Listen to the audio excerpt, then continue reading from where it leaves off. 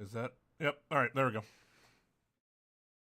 Weird. I just used that, not yesterday, but 2 days ago.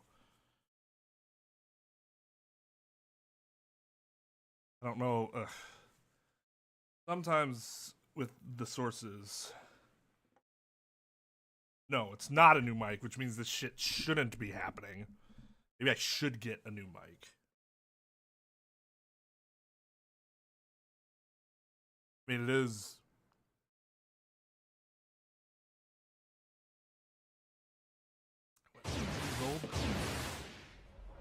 Subscription!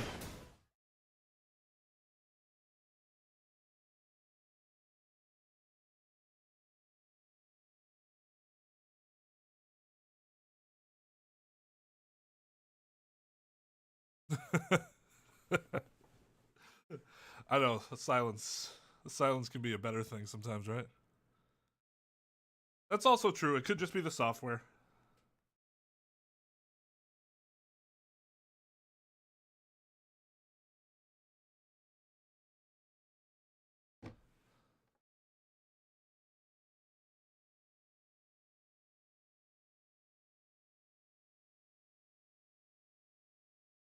The silence caused deafness? Deafness? What I saw, baby. Let's jump right in. I do not want to have to sing this. After the morning dance of devotion to go back to my chamber, I got the notion.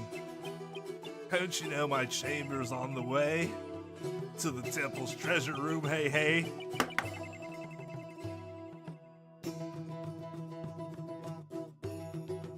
That's written so badly. That's written so badly. Hey, hey, what a rhyme.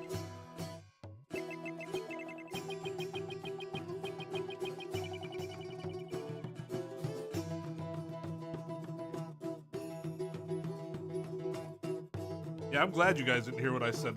That'd probably get me banned from YouTube. What did he say? Nothing, actually. I was just saying hi, and I needed water, because I don't know where my water went. So, it's kind of boring.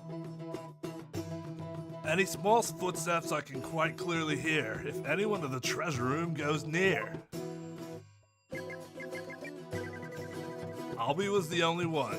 Albie was the only one. Before the blackout, one other than Roll, only Albie to the treasure room did stroll. Thank you. Thank you.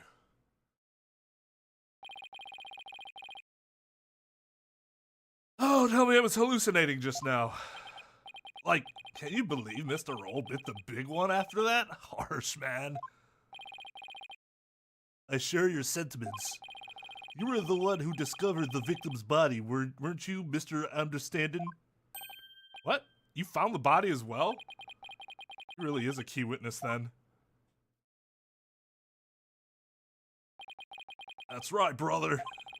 After the blackout, I went to reset the breaker and give power back to the people. The circuit box is near my chamber, so I'm always the man for the job, you feel me? Okay. The breakers are in the first floor hallway in front of the storeroom. Wait, or did Payne say that? Actually, it doesn't matter. He said it, not Payne. He's the one who said it, even though I don't remember. On the way, I got a whiff of something funky. Blood, man. Really harsh my mellow. I knew something wasn't kosher, so I swung by the treasure room to see what's what. It was like, whoa, man. There was poor Mr. Roll dead as a doornail.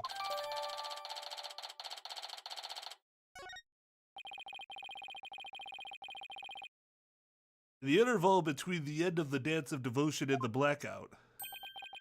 The only ones who went to the scene of the crime were the victim and the accused. So you see, Mr. Understanding's unassailable account is what led to the accused's arrests. You know, I'm just saying, like, oh, he's the one who said it, like, that's all willy-nilly. Like, if he didn't say it, then it's not his testimony, so... maybe I should slow my roll there. Hold it. Isn't it possible that the murder took place before the end of the Dance of Devotion? I'm afraid that's not possible. The victim was in the performance hall until the very end of the dance. He was? Would you like some proof? That is generally how we do things here. How's this? A photo of that morning's dance of devotion taken by a tourist.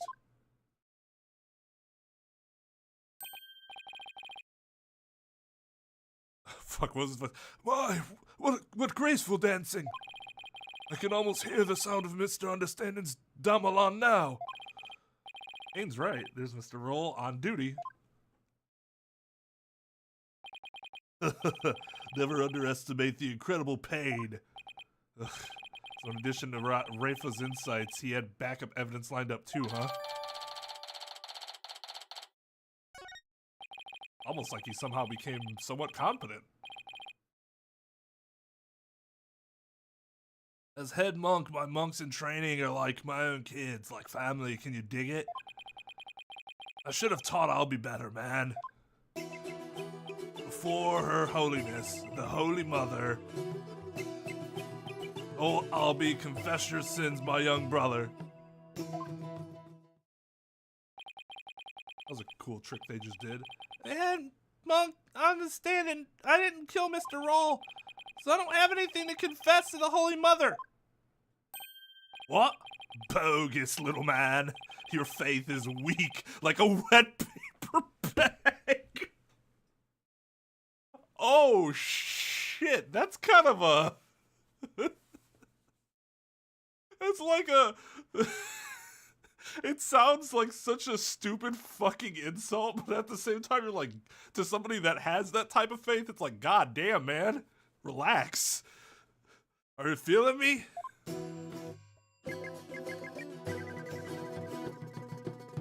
Spare the rod, hey baby. Spoil the child, not maybe.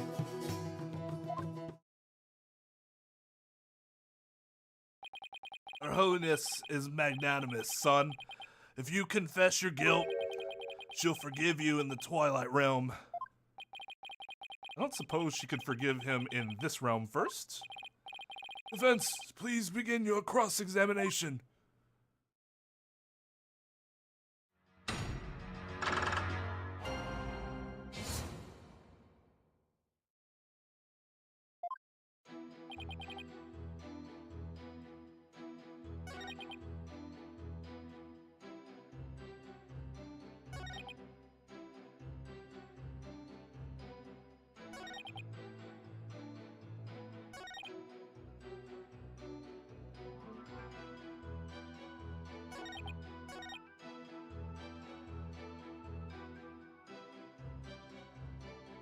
I bring up the... I just want to look at the court record.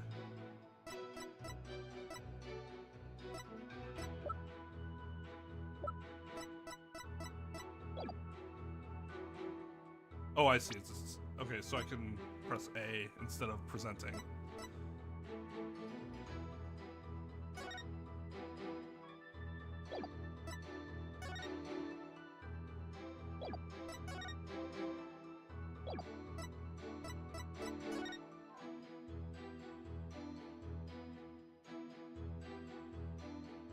Always shutters will remain shut.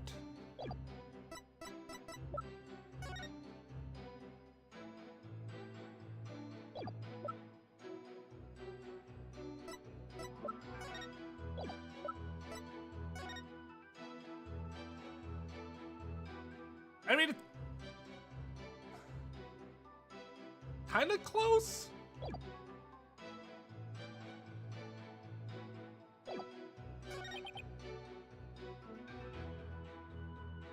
Yeah. The blackout. One other than roll, only I'll be to the treasure room did stroll.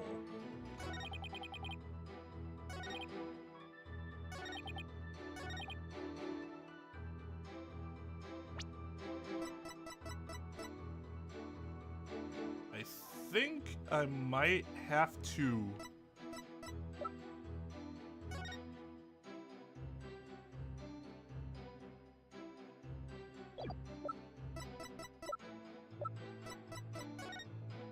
press this? See if we get a different...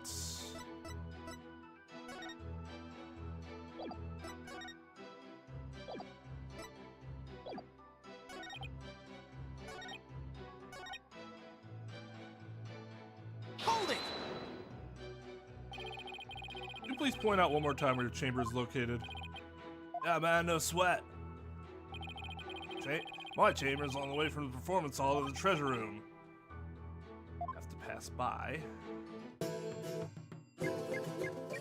Give Pete, please. Give Peace Lovin' a chance. Good Lord. That was worthless. Hold it! Keep pressing trigger. Even from inside your chamber, you can still hear what's going on outside? Temple is a groovy old building, built from Mother Nature's finest. You can hear a pin drop through the wooden walls, you dig? Old building like that, I guess the walls must be pretty thin. That's how Mr. Understanding could know the culprit's movements. It's all thanks to the Holy Mother's divine protection. Right on, my man. I dedicate this testimony to Her Holiness.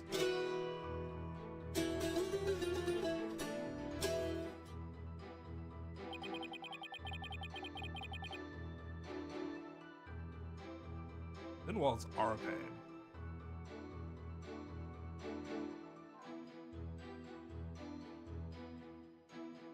Oh, shit. That just reminded me.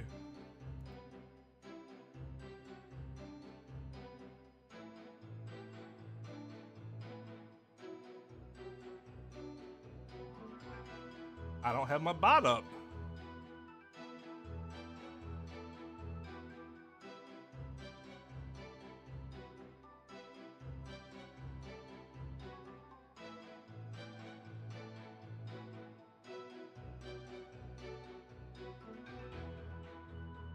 There we go. Okay. Now the bot is up. Welcome, Raiders. Blade Raptor Phantom Flame. Maybe. How you guys doing?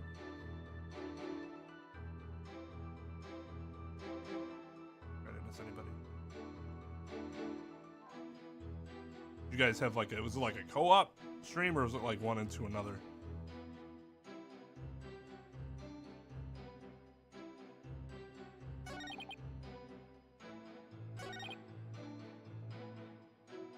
Seems innocuous, but just in case. I can tell it was Albie just from the sound of the footsteps.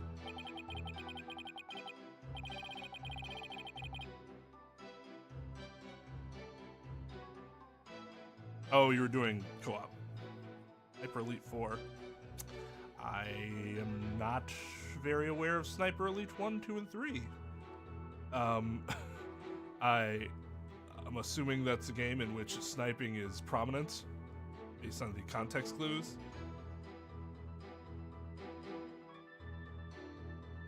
I don't think Void has a command. You have to grab their link directly. Maybe you should, though.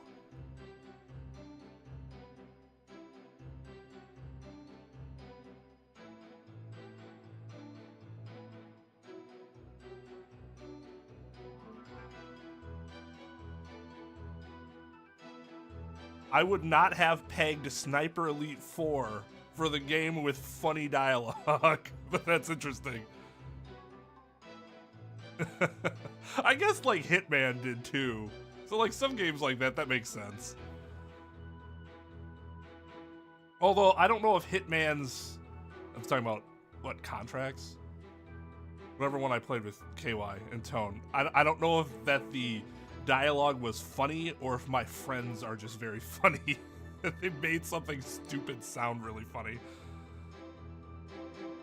Albie's practically family, man. The smooth groove of his shoes are easy to pick out. Thank you, Lugia. Small scale sniping, that is kind of interesting. But how do you know he went to the treasure room? God, why did I say it like that? How'd you know he went to the treasure room? I'm like fucking Luke Skywalker in A New Hope. Didn't you think it was possible he went to the storeroom at the other end of the hall? No way, man. I saw him with my own 2 eyes. You saw him? In the treasure room, this you can believe. Really wish they had said peepers in one like, swift word.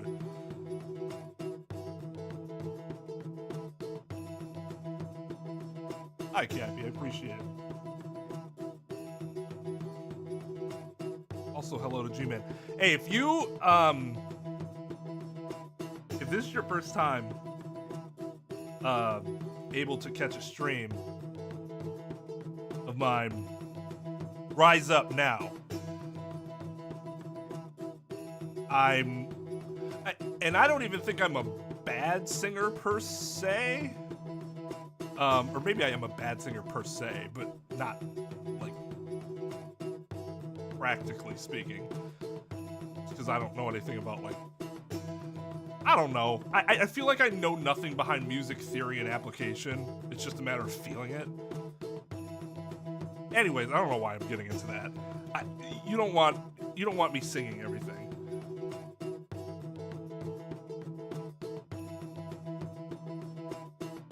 In the treasure room, this you can believe, my peepers peep, the sneaky sneak I'll be. And tell us where it is you stood when you saw the accused, if you would. Okay.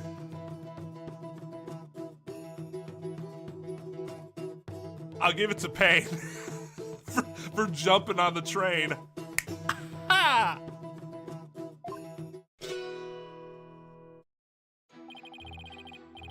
Ah, well, that would be a good reason why you would want me to be singing.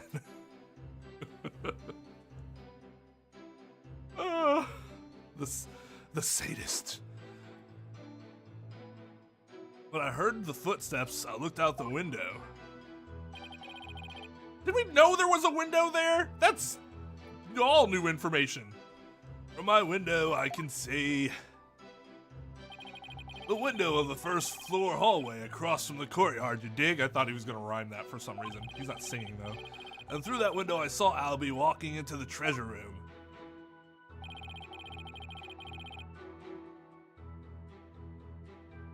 Hey Beth, what's up? Yes, he should add that to his testimony. Would you please add that statement to your testimony? You got it, brother.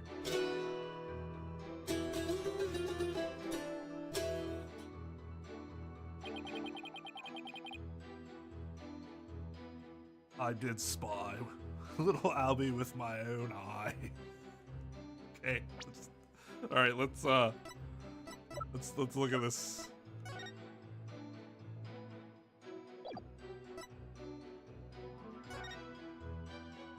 Okay. Now. Objection! Bullshit! There's something off about that, Mr. Understanding. My music is off? I'm sorry you feel that way, man. Maybe this vibe ain't topping the charts where you're from. Why would he know? I guess he could know what charts are. I'd be surprised if they have charts, though. What's your poison? Orchestra? Jazz soul? Nothing wrong with my ears, witness, but something's not quite right with your eyes. Mr. Understanding, you've been lying to this court. Now, why would I lie? I got nothing to hide. Truth and truth alone is all I sing. Lying, y'all? Nah, lying ain't my thing. I contend otherwise. Do you recognize this object, Mr. Understanding? It's a temple notice, man. What of it? This notice, the following instruction to the temple monks, is written. All of the hallway shutters will remain shut for today's dance of devotion. What you talking about?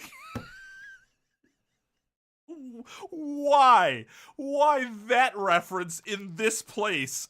Of all places? It's so random. What you talking about, Phoenix? I'm talking about the fact that from your chamber, you couldn't have seen anyone going into the treasure room through those shutters. Yeah. Looks like you didn't get the memo. No way. I don't believe it, man. I don't believe it. Why don't you read the notice for yourself?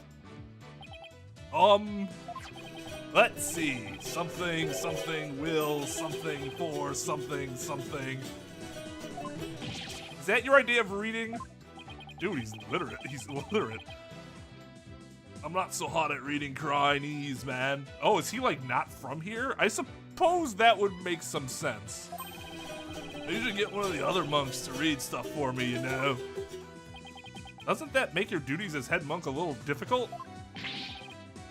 Hey, cut me some slack, man. What's the reference for?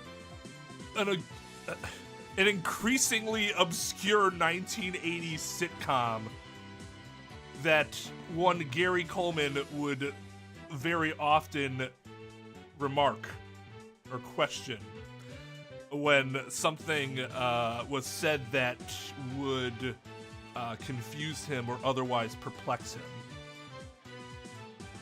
And it is, in fact, most of the time rhetorical. Hey, cut me some slack, man. I only moved this country 6 months ago. That's quite recent, isn't it? So, how did someone who's only been here 6 months become head monk of a temple? A little you understand. I mean, head monk of a temple, chief prosecutor, it obviously, you know, is a trend. A little you understand. Religious faith can't be measured in months or years. I've only been adherent of Christianism for 3 months myself. The Holy Mother's teaching really spoke to me, prompting me to stay in this country. No, I think that crown and that sash really spoke to you and why you're staying here. Was it the fact that there are no lawyers here that spoke to you? Or that too? Mr. Payne, I know just how you feel, my man. Her Holiness's teaching spoke to me too. Ladies and gentlemen, I present to Brother Dumb and Brother Dumber. Well, I know why Payne suddenly became a believer in Krynan. But could Understanding have had an ulterior motive for becoming a believer too? Misunderstanding? Were you really in your chamber as you claim? What? Hey, be chill, brother. Weren't you instead somewhere else? Objection! Mr. Wright. I'm like complaining the fucking voices again. Mr. Wright, what kind of nonsense are you spouting now? According to Mr. Understanding's testimony, he saw Albie with his own eyes. Therefore, is it really nonsense to suggest he could have seen Albie from somewhere else? Either that or not at all. Well, you have a theory defense.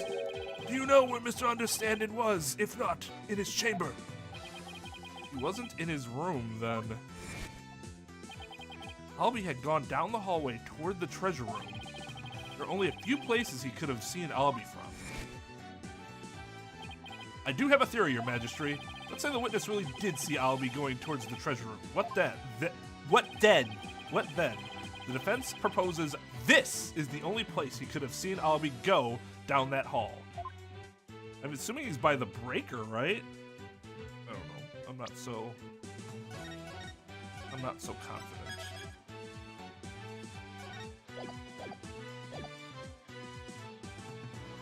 Take that! He said he was by the breaker. There, but you just suggested earlier that's where the true culprit might have been. True, but no matter how I look at it, this is the only place Mr. Understanding, no Mr. this time, because fuck him, could have been. Mr. Foreign Lawyer, don't tell me. Are you accusing Mr. Understanding of being the true culprit in this case? Fuck yeah. Yes, Your Majesty. I contend there's a strong possibility this witness is the murderer.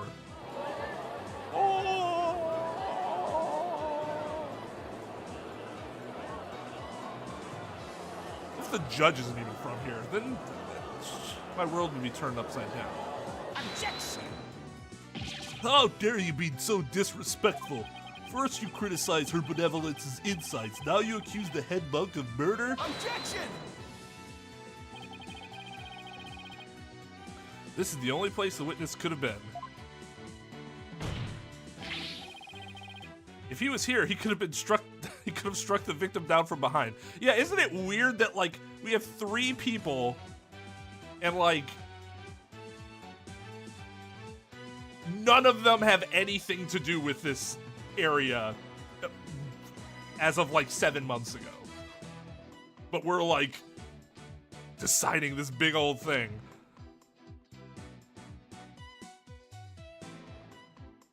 I assume Albie is, but I guess maybe he's not either. Yo, what's up, Trep? Yeah, well, what I do miss, and what I don't see happening here, is old school gallery where the people were talking and all they do is look back and forth the whole time. Like, that's not what people fucking do.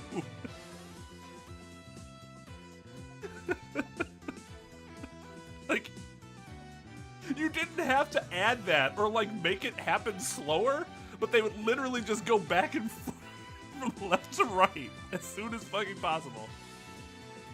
I also miss my headcanon gallery where Great Ace Attorney Judge would be. I guess that was only one trial though, right? Where he was jamming to the organ in the gallery.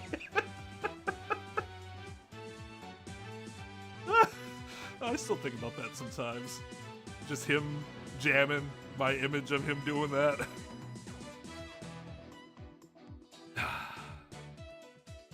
If he was here, he could have struck the victim down from behind and moved his body to the treasure room. That's nothing but groundless conjecture. There's one more thing. Do you remember what was said in the opening argument? So it is speculation at this point, but at the very least, Phoenix does have a point when he's saying, well, how else could you have seen him assuming that you did see him as you claim? How else could you have seen him if not for being in somewhere in this area? And if you were somewhere in this area, then considering the dude was hit in the back of the head, there was somebody else there, but he claims it was just them two.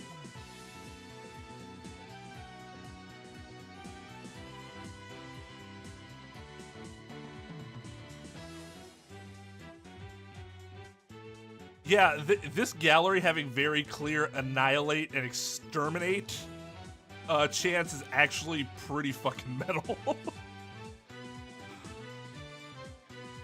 There's one more thing. Do you remember what was said in the opening argument? The opening arguments! During that argument, it was suggested that Albie used his position as monk in training to get his hands on the treasure. That's right, and what of it? Well, why don't we try this twist on for size? The thief used his position as head monk of the temple to get a hold of the treasure. What? What? You josh me, man? The key to the treasure box has been passed down from head monk to head monk. What better position to be in if you want to steal the treasure? You can't possibly be serious. Does this mean you're claiming that Mr. Understanding's oath of faith is nothing but a lie designed to get him close to the treasure? The witness hasn't been truthful in his testimony to this court, so clearly he isn't above lying. Which means he must have been the murderer. Like, that's still a large leap to make here. We have some more that we need to prove. Did you swear to the Holy Mother that naught but the truth you would bring? Not would you bring. In light of that, I don't think it's unfair to call your faith into question. This is ridiculous. Are there no limits to what this lawyer will say? I mean, lie is such a strong word. Maybe it was just a mistake. Yeah, try using that fucking word in a courtroom. That line. Lie is such a nasty word. So heavy, full of implication. Perhaps mistake would be more appropriate. Enough with the nervous... God. Enough with the nervous wreck routine, prosecutor. You're just embarrassing yourself, man. What? What was that, Mr. Understanding? Lawyer man, you really are the lowest of the low. You've gone and said something I can't forgive. You called my belief into question. Wow, their voices, like the way I actually say both of their, like speak both their voices is actually like way too close in terms of like the physical manifestation of it. So it's very easy to accidentally like drift into one. You called my belief into question, my faith in the Holy Mother. And nobody gets away with that.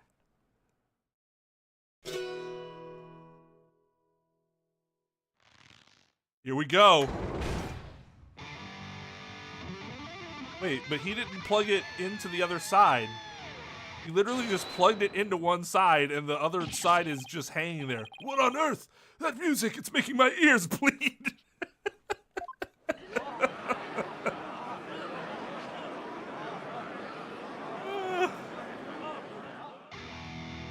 You call it an oopsie. Yeah. Your Honor, perhaps an oopsie would be a less prejudicial term.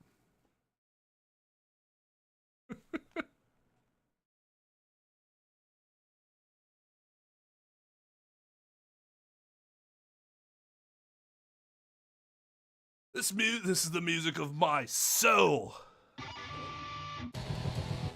Death to the lawyer! God damn. Okay. I'm the Twilight Messenger, can't you tell? Gonna take this lying lawyer straight to hell! He was dripping with lies, running with Philistines. I'm gonna send that lawyer to the guillotines! Okay, that was honestly way better than all that shit he was doing before. At least it was more metal.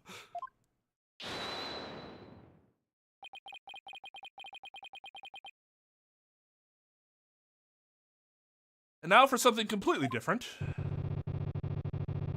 That what is that noise? Is that the first? Has that happened before? Or is that just the first time I noticed that? That plickety plunk music just wouldn't let me express my rage. I feel you, fellow edgelord.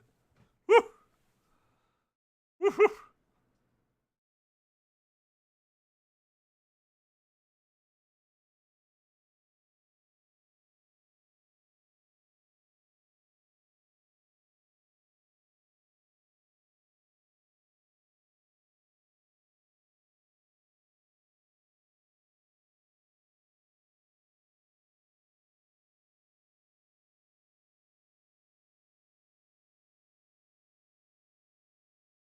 Your rage, huh? Despite all of it, do you still feel like a rat in a cage? Isn't the real source of your anger having your lie exposed? Jesus Christ, dude. I don't know. Speaking as a fellow angsty teen in a grown-ass man's body, I will say that a lot of his rage might not have stemmed from the lie, although the lie might have been something that developed as a result of all his general angst towards the world for being so darkly unfair. Nobody understands. You just don't get it. If I lied, it's because you drove me to it. Whoa, that's not strong. That is not strong.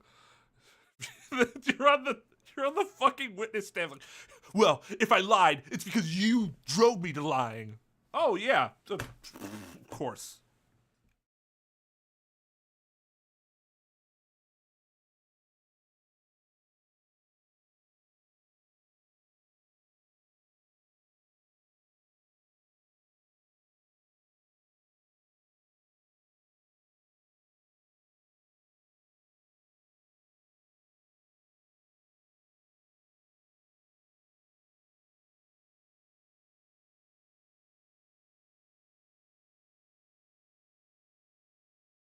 all sniffing around and suspicious and throwing out false accusations.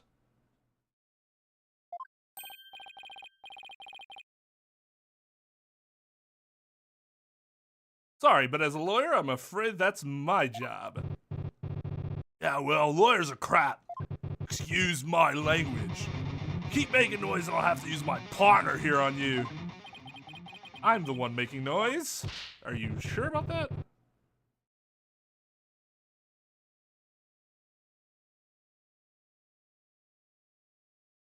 Hey, so you wanna know the truth, huh? Think you can handle the truth, huh? Fine. Let's see you try.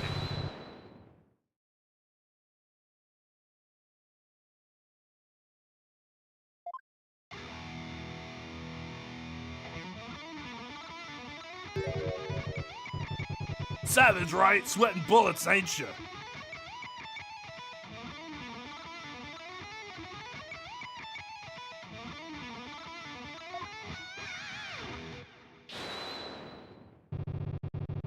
The screams of my soul are gonna make a mosh pit out of this peanut gallery. Oh shit, they're fucking ready.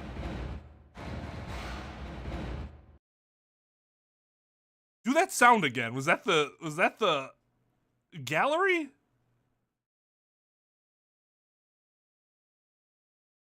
Did he really just win the court order with that performance?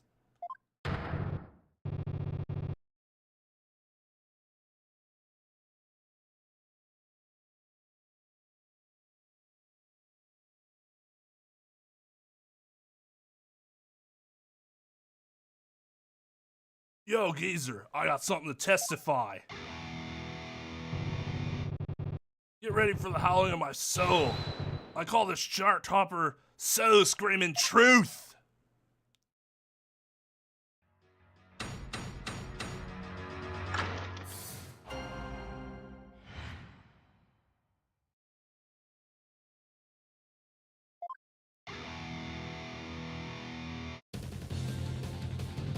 The priestess's dance had come to an end.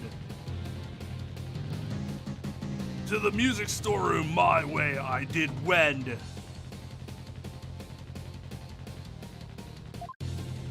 Ugh. Death truth is what you dread. Jesus Christ, hear me shred. He does look like he's shredding.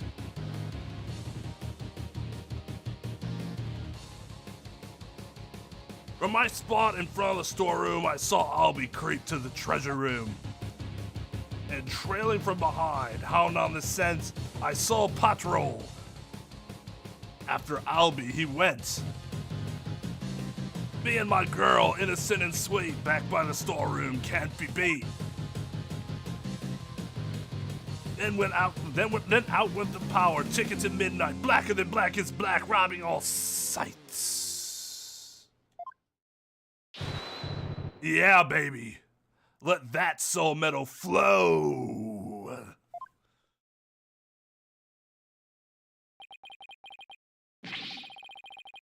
Room and room is a lazy rhyme. We live in a world where T-Pain rhymed Wisconsin and mansion somehow. So,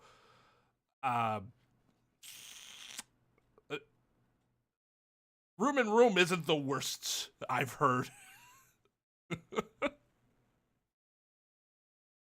I do also like that Hear Me Shred is now on the court record. What is that music? I've never heard anything like it.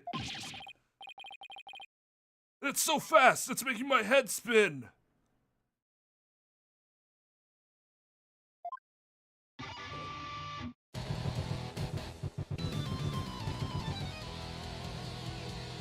This is Domelon metal. Hey yo, geezer, how are those ears ringing? I don't know much about music. But I've got chills, and they're multiplying. Oh, you scared, lawyer man? Run away fast as you can.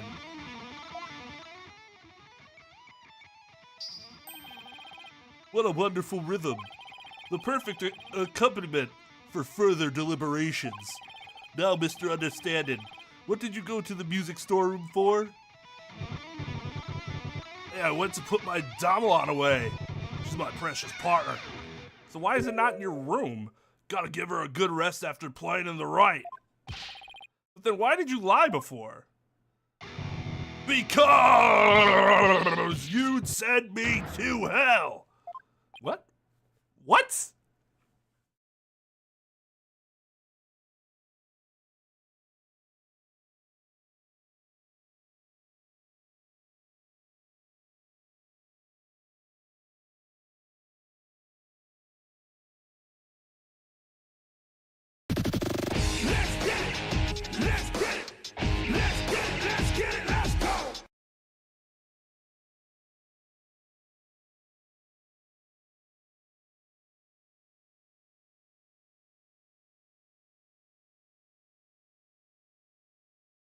Techie! 50 months!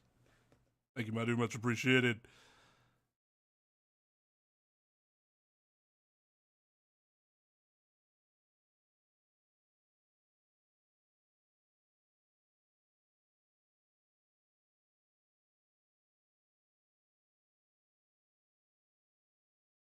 Oh,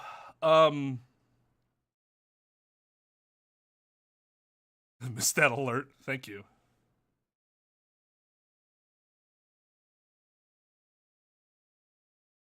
This is one of the problems with, and I going to be less of a problem, I swear. I swear to you. I am somebody who I have a problem not working. One of my best employees is similarly like that. So there will be times where suddenly we're doing something at like 9 p.m., but I need to be firm. Say, Anna, we will not be working after 9 p.m. on Mondays from now on. That's my time. My time, and it's chat's time. No questions about work. No doing work. Even if you feel the need. Go to sleep.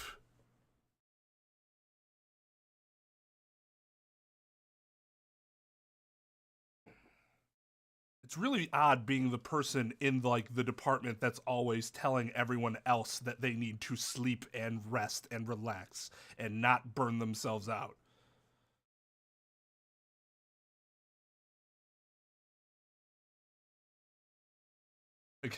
I could just make a separate command. Off the phone, Twain. That shit can wait until tomorrow. It literally can. Although I will say,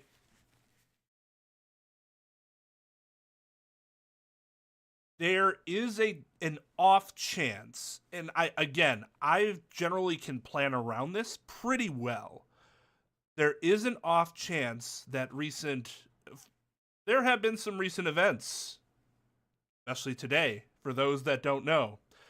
There have been a lot of recent events that affect directly my field of practice, which, for those that don't know, I'm primarily, at this point in my career, an immigration lawyer. There's a lot of shit that happened today, and a lot of shit that's going to happen over the next 90 days. So I'm going to be very busy. So, like I said, slight chance that a stream or two might need to get canceled in the event something crazy is going on or just inundated with work. That's not likely because, again, I plan around that because I don't want to be working that late every night because I will fucking blow my brains out if I do that. And I'm not kidding. So we're going to try to make sure that doesn't happen. We're going to try to make sure we get in our happy time during the week. This is important to me. But just want to give you guys a heads up. Or if it seems like I'm particularly pissed off some Monday, please excuse that. We're going through some shit right now.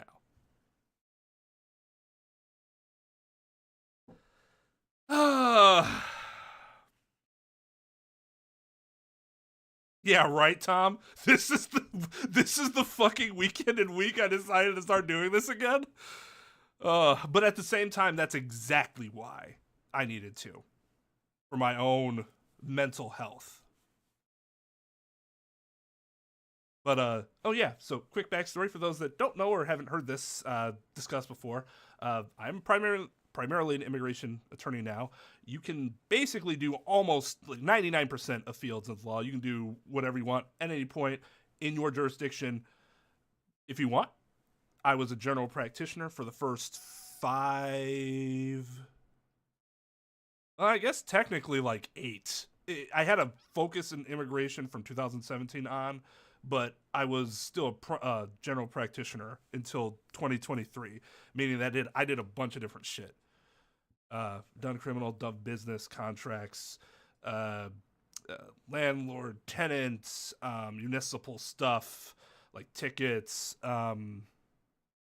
bankruptcy. Never criminal. I guess it'd be. Well, no, exactly. One of the things I never touched was personal injury. Just not a fan of how that usually plays out. Not that I look down on lawyers that do. I think there has to be lawyers that do. The way those cases play out, not a huge fan of personally. But I've also done a lot of shit I ended up liking. Oh yeah, family and juvenile law. Big family juvenile law. I will never fucking do that shit again because... Anyways, sorry, tangent. Huh? We all know about lawyers and their lying, lawyerly ways. Am I right, people? If I admitted I went to the storeroom, he'd have drummed up some false charge on me. I didn't want to get sent to hell. What do you say? Now I see why that Defense Culpability Act was passed. You feel me crying? Yeah, you said it. Yeah. Is it too much ass for a low-key trial? It is too much ass. Now are you punks ready to rock or what? That's some good audio for that. I appreciate that. I have never done appellate litigation from start to finish. I took over co-counsel once when I joined. When I partnered up in 2000. God, what was it? Was it 16? Yeah, 2016. They already had an ongoing case, and I wasn't really the person that did much of the work because the partner that I was joining, he was the one that was primarily overseeing that case anyway. So, but yeah, appellate admin stuff. I've actually done quite a bit of admin stuff. Never done arbitration. Arbitration would be kind of neat to try sometime. I can't hear you. I said you're ready to teach this lying lawyer how we do things around here. Yeah. All right, then I'm gonna lay it on you one more time. The screaming truth of my soul.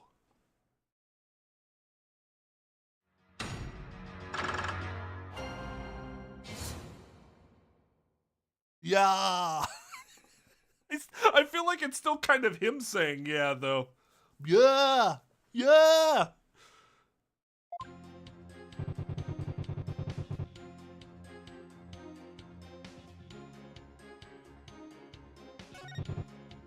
Death, truth is what you dread. Hear me. Okay, we have to press this, right? Hold it!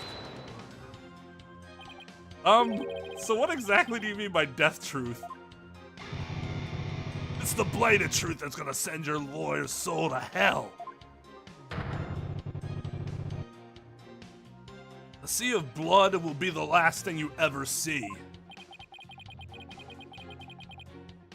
I feel like I've read Wend in like Shakespeare or some shit and get it by context, but I've never seen it used in any type of like remotely normal conversation or dialogue.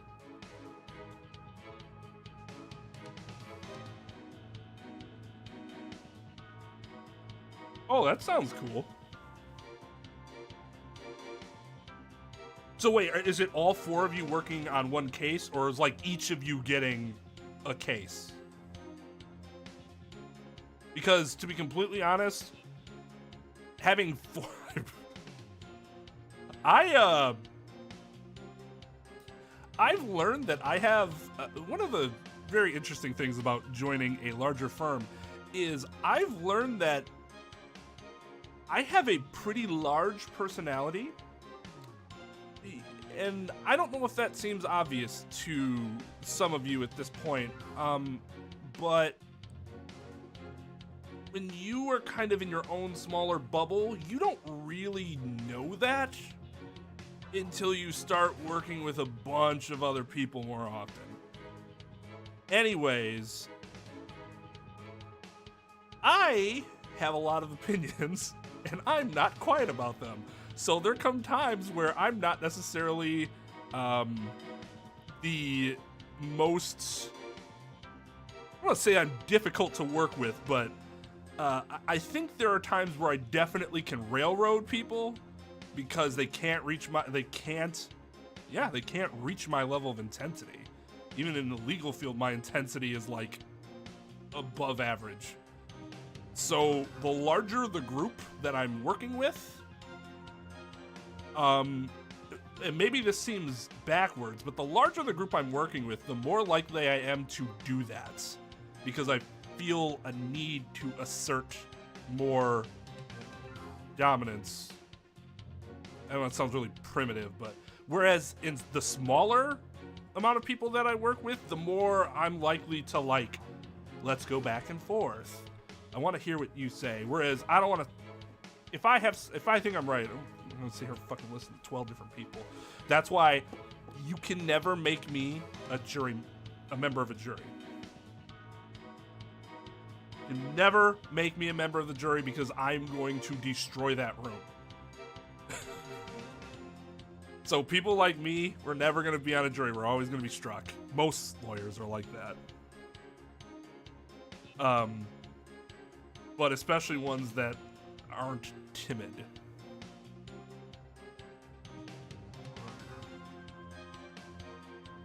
Right, exactly. So I don't want to say paranoia, because I don't think that's necessarily it, but you feel like it's slipping away. It can slip away very easily, right? So that's when you feel more, or I feel more of a need, like, have to assert that authority.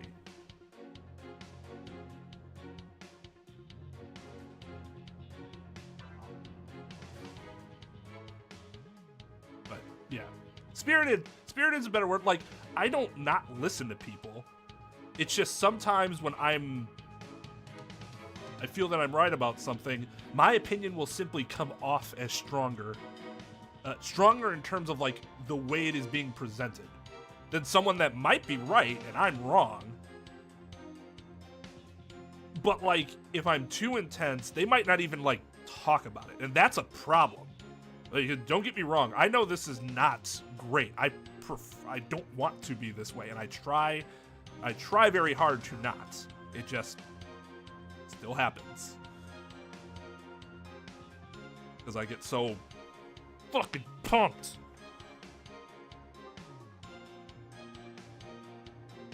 Right, yeah. I mean, it's possible to, as a lawyer, to be selected to a jury, but it's very unlikely.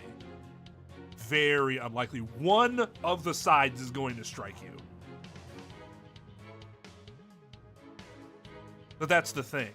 Like Tom just said, it's possible one side actually really wants you because they think you're gonna lead the jury to their verdict that they want. The problem is that if they're thinking that, it becomes more likely that the other side is thinking the exact opposite. And so they're not gonna want you on the jury.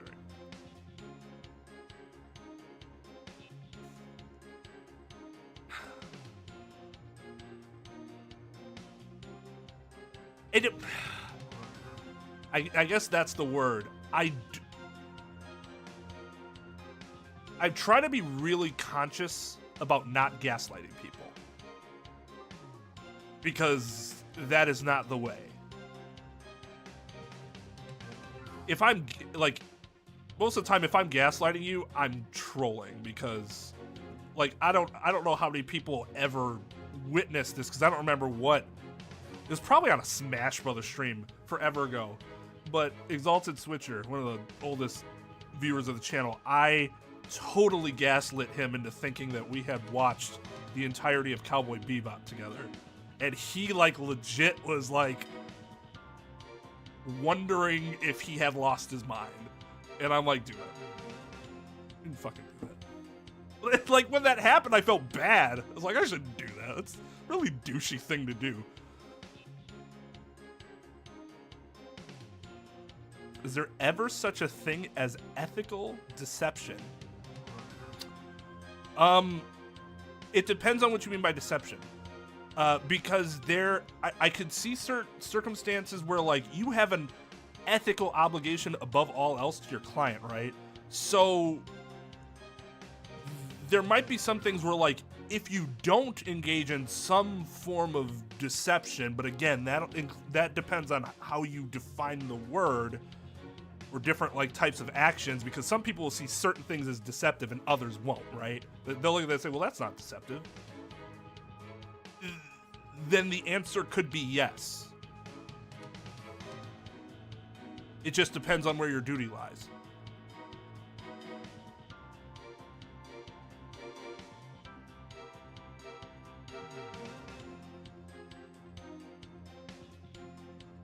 So, it's a very good question, though. We could probably debate that for fucking 4 or 5 hours.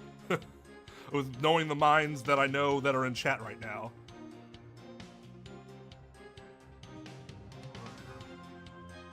Okay, sorry. That was way too. I really don't want to get off on tangents in these shorter streams because I know we don't have as much time. I'm not sure I want to get what he's saying. I don't expect a bobblehead like you to understand. Either you get it, you feel it, or you don't. Simple as that. I wish I could give him like a high-pitched voice now, but first of all, I'd probably wake my wife up. I don't think she'd appreciate that on a work night. And second, I just can't.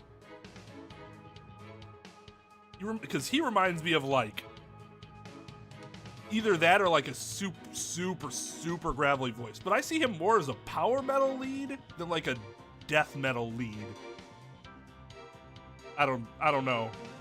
I think that probably all depends on which leads you've seen in the various genres. Okay, so that didn't end up... I wanted to hear him talk about shredding, but he didn't. Okay, so... Trailing from behind, hound on the scent, I saw a patrol. After Albie he went. In my girl, innocent sweet, back by the storeroom, can't be beat. Then out with the power. Ticket to midnight, blacker than black is... Robbing all sides. Wait, but why wouldn't he have pressed the breaker then? But maybe we're not at that point just yet, so I don't want to jump to that conclusion. But like, if he's at the storeroom, the breaker's right fucking there.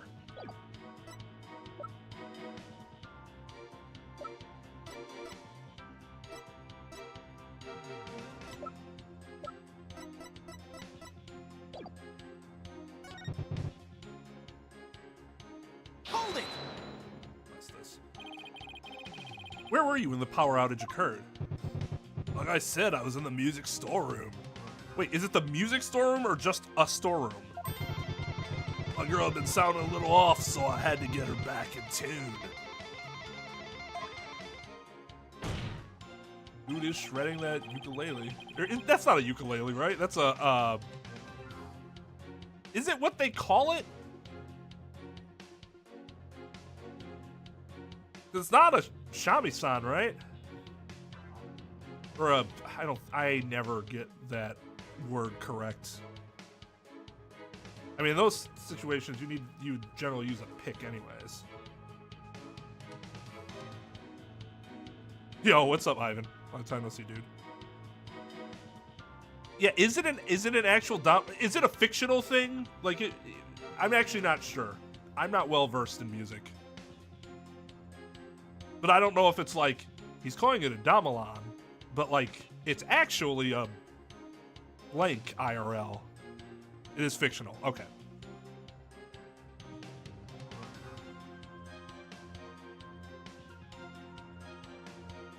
Is it true that you were actually in the hallway at the time? The hallway, you say? Why would I be in the hallway? You were waiting for Mr. Roll to come back from his patrol of the treasure room. Now that he discovered that the treasure had been stolen, you were going to kill him. That's objection. Lawyer man, just as always, so full of bull. Spewing obnoxious lies and pulling the wool. Oh shit. Let's go. Filthy liar through and through, and I ain't never ever gonna forgive you. Utter lies with no evidence. As always, his claims are just tenuous. That is unfortunate. Hey, nice prosecutor. I'm picking up what you're throwing down, man. Someone stop their jam session, please. I only understood about half of what this guy's saying. I suppose I should press the statements, but I'm not really looking forward to it.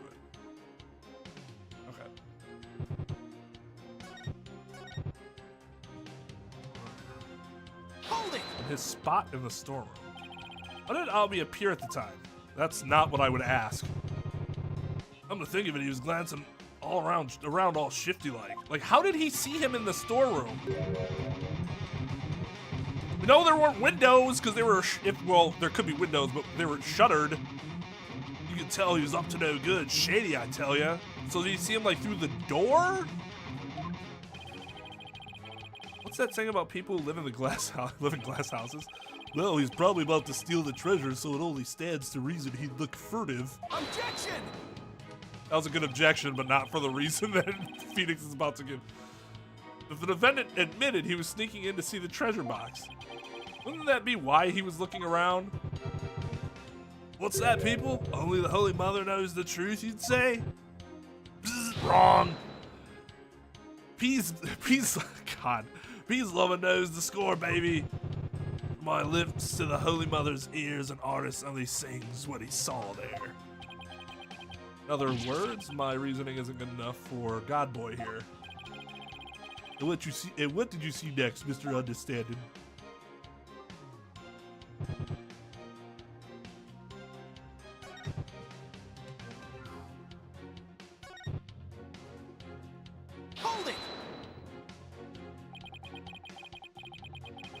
Something tells me this is going to be a spectacular waste of time, but what do you mean by hound on the scent?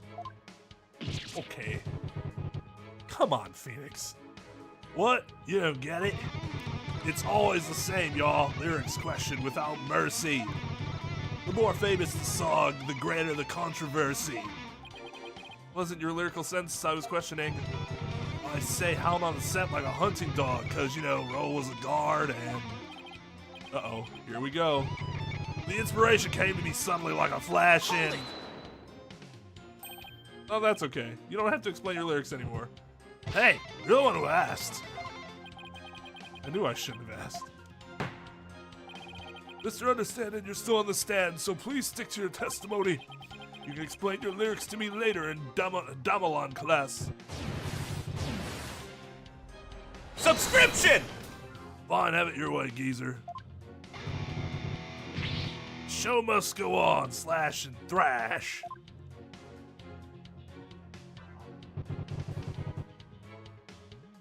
I think this is the one. Unless I have to press every one. What exactly were you doing in the music storeroom? Did he already tell us he was tuning her? There, get the picture? Picture? What picture? Misunderstanding is requesting that you not ask him the same thing over and over. Hey, Geezer, you got it in one. Take a bow, baby. Like, did he understand that? What was I doing in the music storeroom, you ask? I already told you. I was taking care of my partner in crime. Get ready to put her away. See, would you believe it?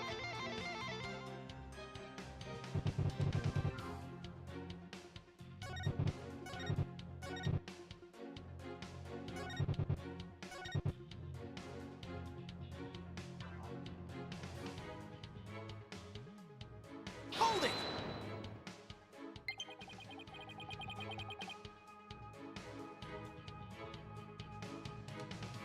Say you went to the music storeroom. How do we know you didn't go to the treasure room to steal the treasure instead? Christ, what is this? All these upgrades. Upgrades. Updates. Whoa, Jesus! Relax!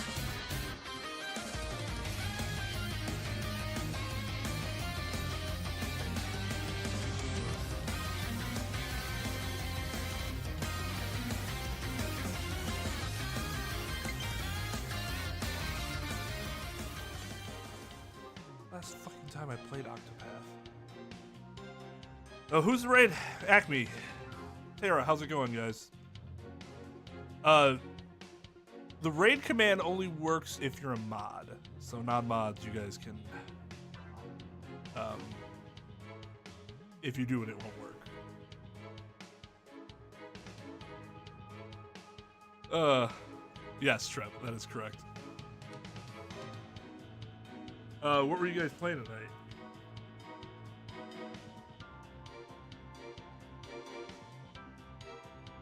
Oof.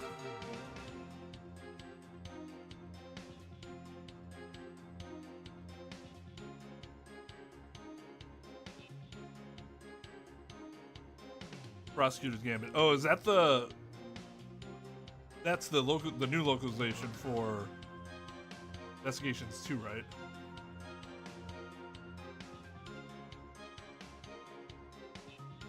We played Prosecutor's Path.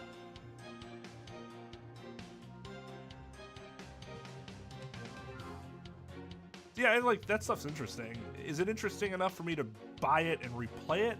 I don't know, but at some point maybe. I'm just bored.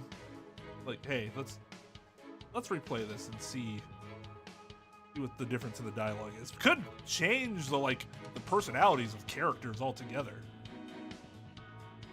But on what grounds would you base that accusation? Got anything to show for it? Right, I don't really have any proof, and yet, which is why Payne should have objected. Well, you can't prove...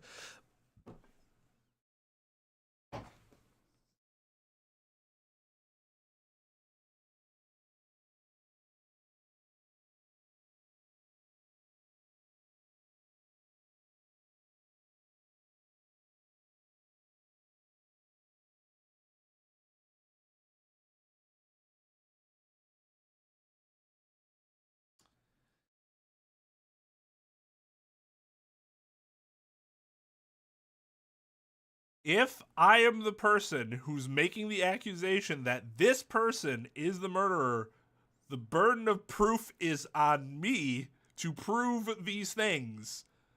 Not go, well, you can't prove you didn't.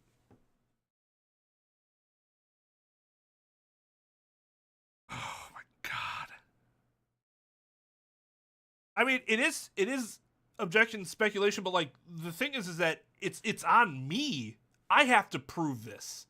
I can't do it by just saying you can't prove that you didn't do, because then I'm trying to shift the burden of proof to him, and that's not how that works.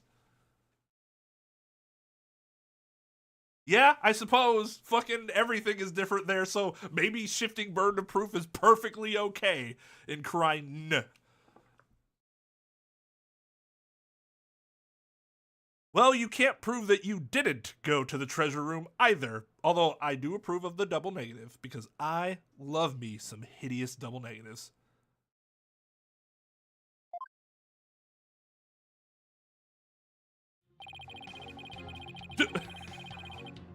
You stole the treasure and were ready to make your getaway when you saw Mr. Roll. Now this is definitely objection speculation.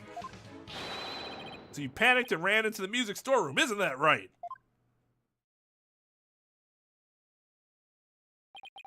Why do I feel like I'm being stabbed by icy stares from every direction? Because you are doing some very poor lawyering, Attorney Wright.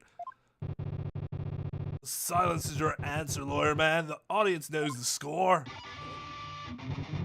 Just what we needed. A moment of silence to bid this lawyer's baseless claim goodbye.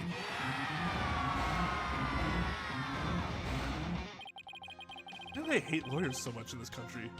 Didn't they just explain that to you? I said it before and I'll say it again, lawyer man. After the priestess dance, I went to the music storeroom. You've made your assertions clear, defense, but your argument is rather unsubstantiated. That's not good.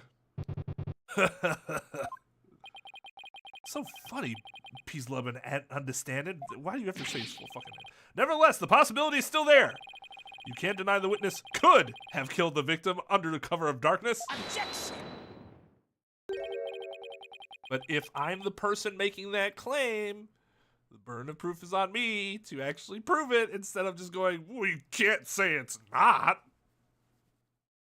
You're forgetting one very important thing. That's true.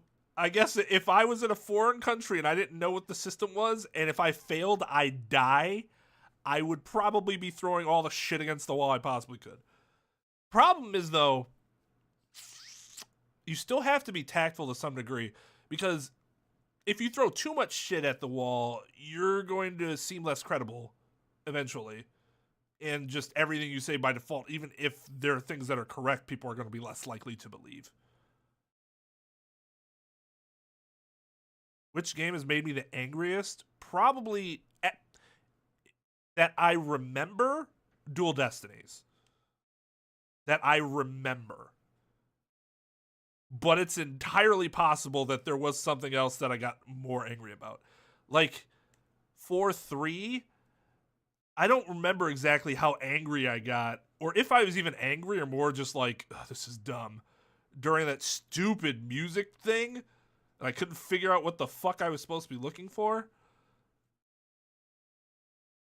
AAI case 5, 1-5 would also be, that's also a contender. But I honestly don't remember. I remember Alba and I remember everything that went into it. I don't remember my emotions as well. Just how angry I got.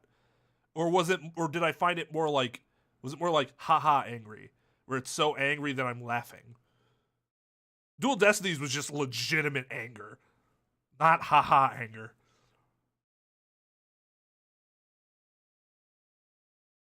There were many things that Maki Tobaye could not do that they're just like, yep, he could do it. Huh? It seems you've forgotten that the outage happened by chance, not design. Oh, that's right. Oh, that's right. I did forget about that. Not like the witness planned the outage so he could take advantage of the darkness. And without darkness, it would have been hard to sneak up behind Mr. Roll and kill him. Wait, do we know for sure that it was by chance?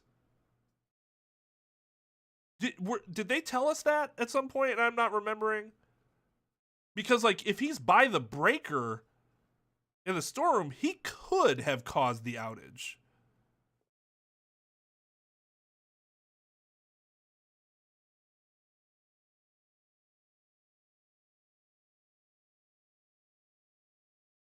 Great Ace Attorney, the first one or the second one?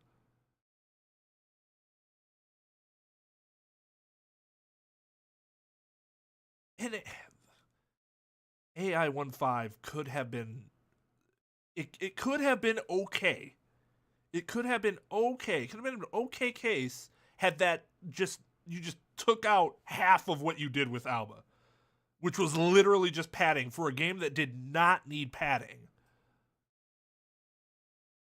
What was the one thing, like, people talk about the extraterritorial rights, but what was the one thing that I think really triggered me when he said something like, oh, I went to the bathroom, and you're like, not only does this logically not make sense as to why he would bring that up at that point instead of way earlier, I'm pretty sure at that point it had just already been, like, debunked. Like, that couldn't have happened. Oh my god, that's so stupid.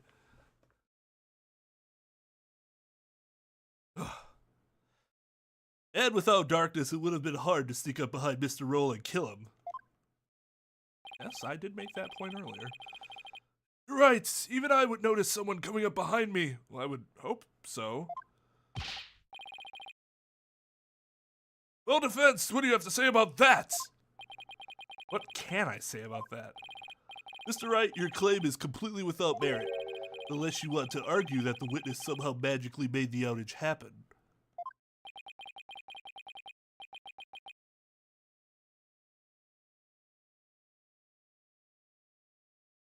Phantom. The Phantom.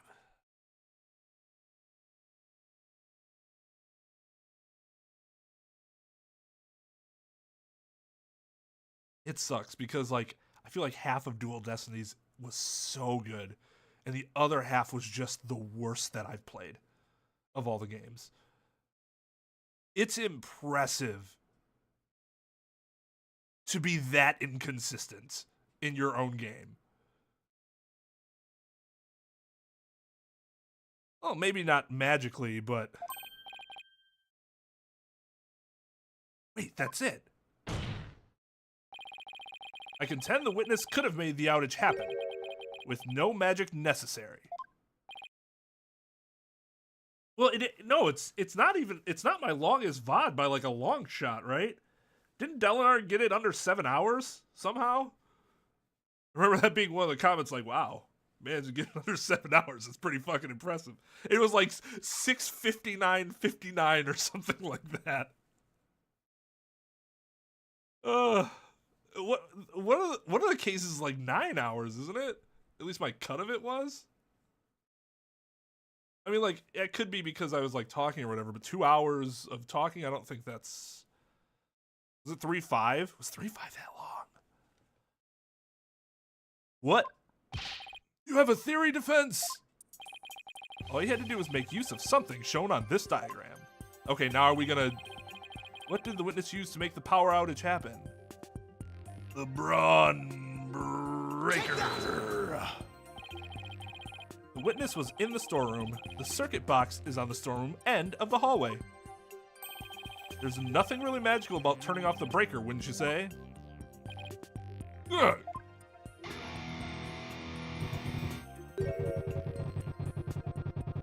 Nice try, but that theory doesn't hold water, lawyer man. And why not? You're saying I turned the breaker off and then snuck up on Mr. Roll and hit him? In pitch black darkness with no source of light whatsoever? Is that what you're saying? No, I'm not actually, because that thing glows. Ha ha ha ha.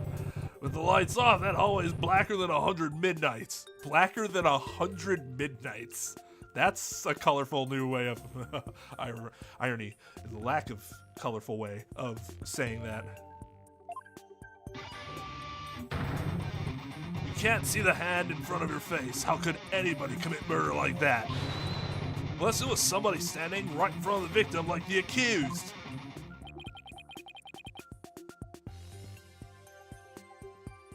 Well, because wouldn't it just be like 100 times 0 or something like that? I am not a mathematician. I am not well versed in arithmetics. But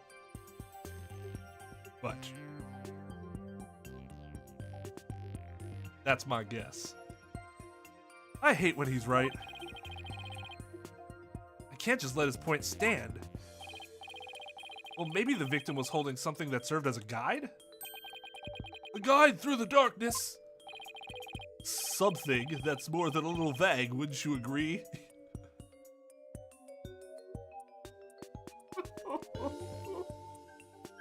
Okay, I'm actually not sure here. Maybe I'm off base. Tom, I want specifically your opinion on this. Knowing, probably being the second, having the second best knowledge of how vague and ambiguous are used in the legal field. If something's vague, it's just vague. Like, there's no difference between a little vague and a lot vague. All vague means the same thing. So, like, this phrase is something that's really started to bother me over time. Like, it just doesn't mean anything.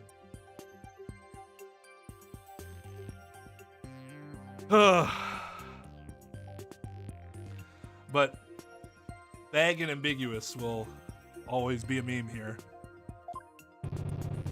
You ain't gonna move this room with a half-baked hunch like that, bruh. You gotta hit him hard, really make him feel it, you hear me? Just like my birth. Just like my birth. Just like my verse, baby, woo! Which I get, Scott, but there are some things in which intensity is irrelevant because it either is or it isn't.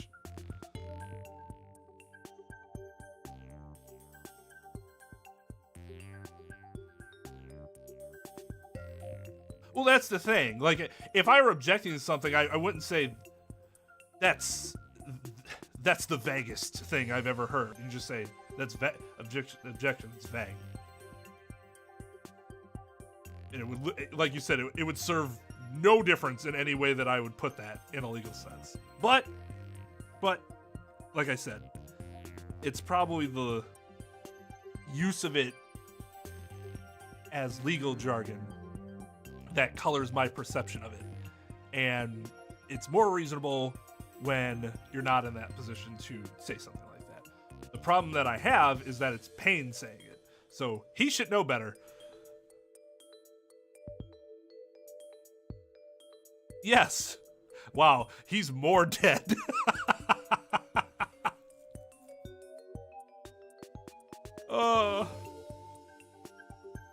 Well, I'm afraid I don't understand the witness's lyrics very well either. But in a trial, your arguments have to be clear and precise. Let's see some of that clarity and precision now. Defense. You do not still get fucking vague and ambiguous objections.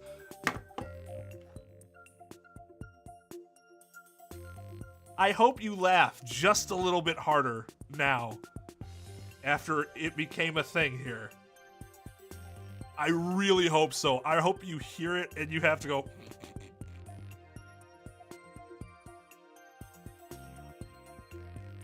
What's funny? What you just said was stupid.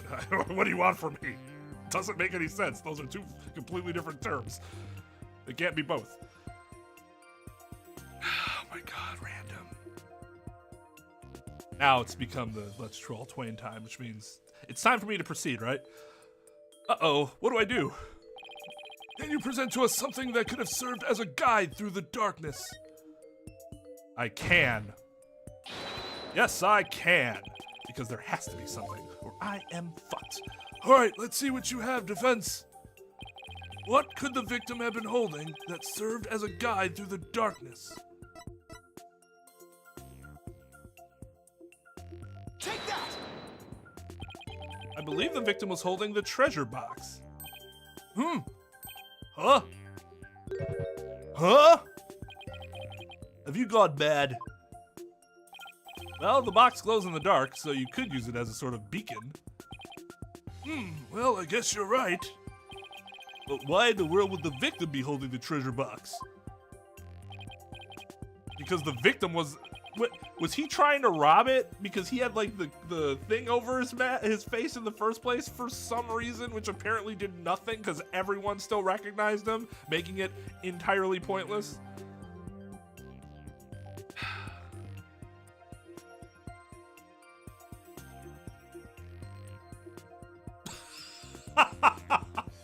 Okay, well that's good. At least she's okay, that makes sense. Thank you. I apologize. That's good. That's very good. I can just see you smirking. Why are you smirking? Well, that actually is a story that goes back a few years. But I mean, the straight answer is this.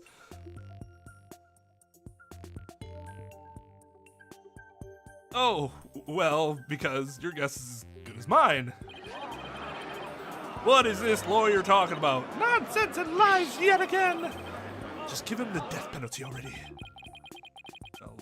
Very geographically mixed group there. Is there no way to win them over?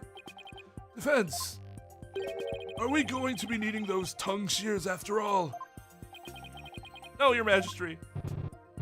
Yeah, man, do it. Then we can jam out his lawyer's shrieks of pain. Better get those screams of agony out now, lawyer man.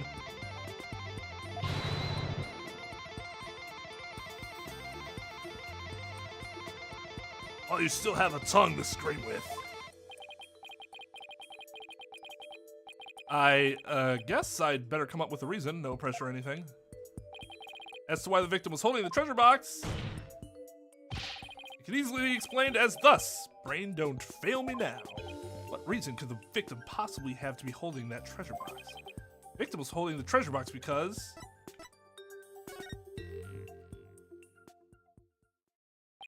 it's an idea I just happened to stumble upon, but I think it just might be the answer, and it would turn this whole trial upside down. Hello, defense, are you still with us? Let's hear this easy explanation you promised. Isn't it possible that it was because the victim himself was the thief?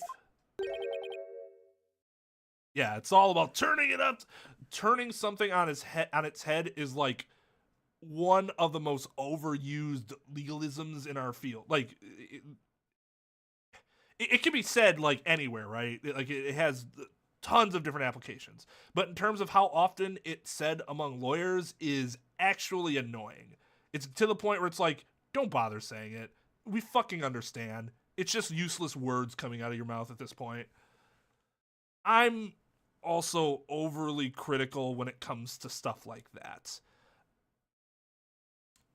I try as much as possible to remove things that people already understand or just isn't going to add anything.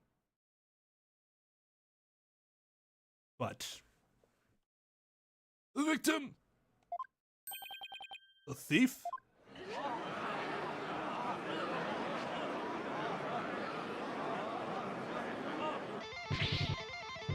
what kind of bull are you spewing now?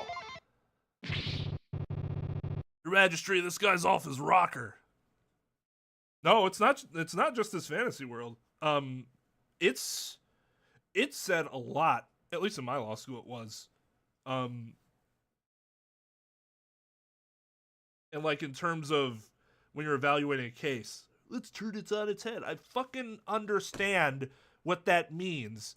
Us saying it out loud doesn't actually do anything to change what we're thinking. I don't know. Like I said, I'm an asshole. Don't listen to me. But yes, it is a remarkably real part of these games that actually does apply to real life very often.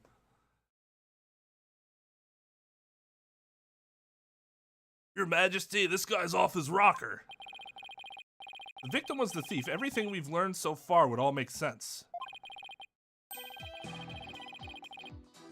Think outside the blot box, flip the fucking script like I'm nosable. And again, these are things that can be applied to outside the legal world for sure, everywhere.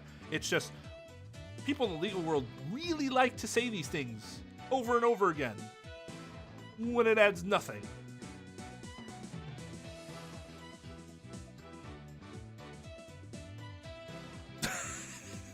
Misquoting the year. Ugh.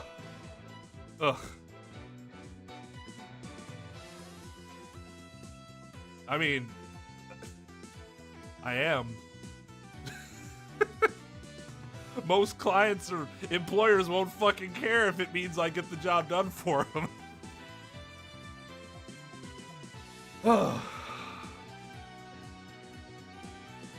But That's okay. Part of the reason I like doing this streaming is I can say this shit like here and let it all out, as opposed to like actually unloading it on someone in front of me, which is not a good idea. And it would give us a completely new way to interpret the victim's actions. Oh, I most certainly did say it in 2024. So CJ's not wrong. It's just if he was quoting that particular instance. After the morning dance of devotion, Mr. Roll went to the treasure room. He grabbed the box that contained the treasure and started to take off with it. Then he ran into Albie on the great stairs. Wait, did he have... Okay, this is kind of interesting though, because like the insight, right? We're assuming that she wasn't actually like wrong, or not the insight, the whatever it's called when they're they're showing the emotions and stuff. We're assuming that was correct, right? And it's just she interpreted it incorrectly. Because otherwise, why wouldn't things like threaten and gun and like anxiety or fear from running or somebody catching him did he say treasure box? I don't remember. Maybe he did say treasure box. I guess that could, in theory, roll a lot of those together.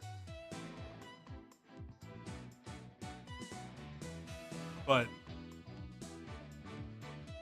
well, I guess we'll see.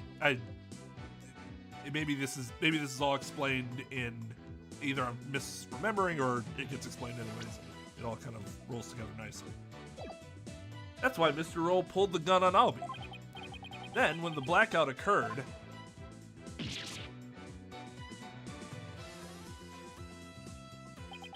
Mr. Roll was bludgeoned to death in the darkness.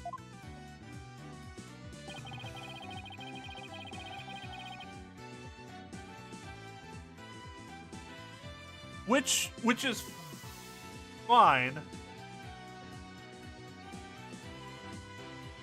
Fear is a sense. What?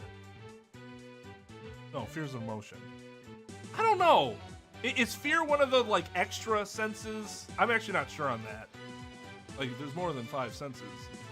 A bunch. It just depends on who you prescribe to.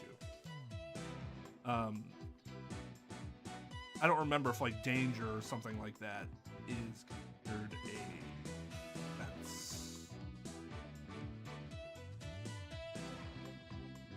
Well, I mean, that's the thing. There's more than 5 senses.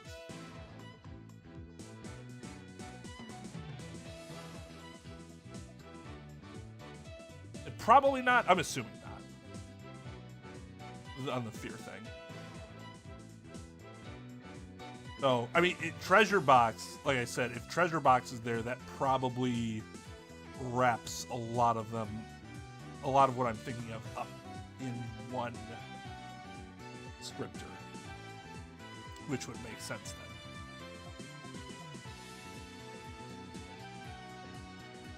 This explains why the victim would be holding the glowing treasure box in the dark, and how it would have been possible for someone other than the accused to kill him.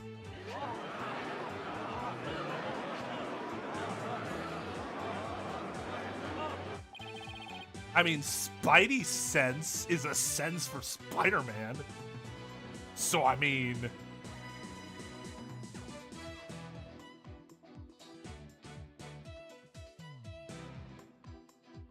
That's true. That's true. I guess I didn't think of it that way. If the game's truth is that there are 5 senses, then they're only going to go based on what the game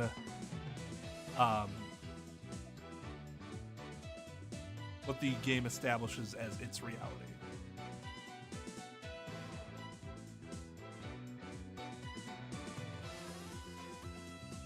I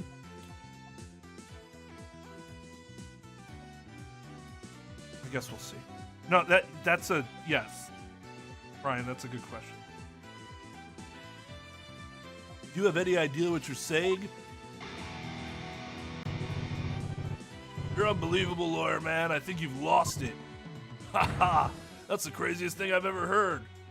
Trying to roll the temple? That devout believer, that pious Quirinius. I won't allow you to disparage the victim's departed soul with unfounded allegations. I hope you're prepared to back up your claim. Of course, Your Majesty.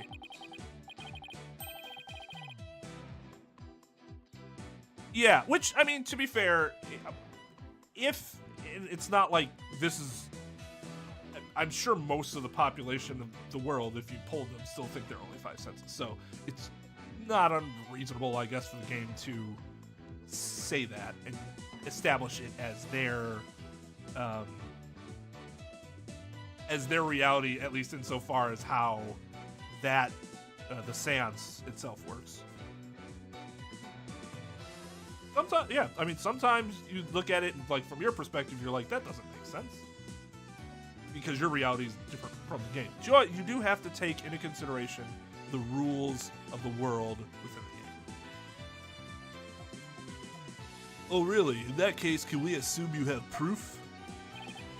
Uh-oh, proof, huh? Shit, that pesky thing. Do I have any proof? But I can't back down. Yes, I have proof in my dreams. The proof that Mr. Roll was the thief may have been left behind on a certain piece of evidence. Very well. Let's see your evidence and be ready to stand behind it. Footprints, fingerprints, I'll take anything at this point. I need proof, something that would have been involved with the theft. That might still have some trace evidence left on it. I'm thinking the blood on his hand?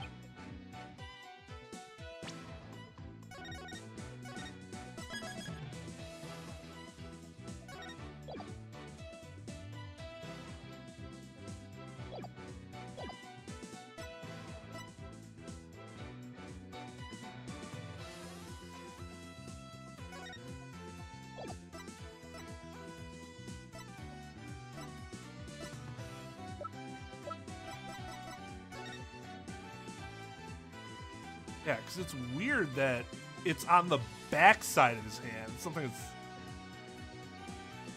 Although what's really interesting, he has his gun out to Albie, apparently, and that's why Albie put his hands up. And then I guess Albie hightails it and then he reholsters it. Because if he's still just holding it, it gets knocked in the back of the head, but is still able to then reholster. That'd be pretty something as he's dying. Like, take that! Defense like this. No, okay, so no, it's not that. I don't know where that's gonna come in. Damn, get hit so hard you lose your iris and pupils. Something he touched.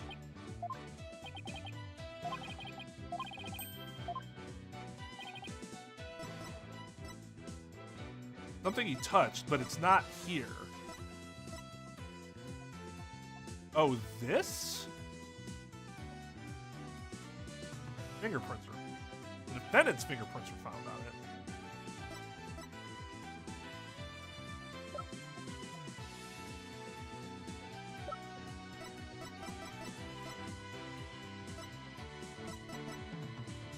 Take that!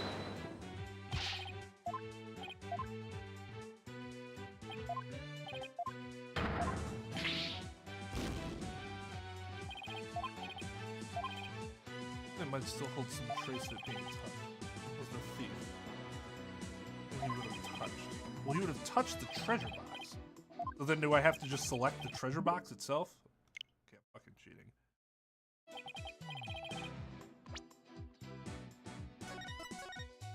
have to keep fucking doing this every time.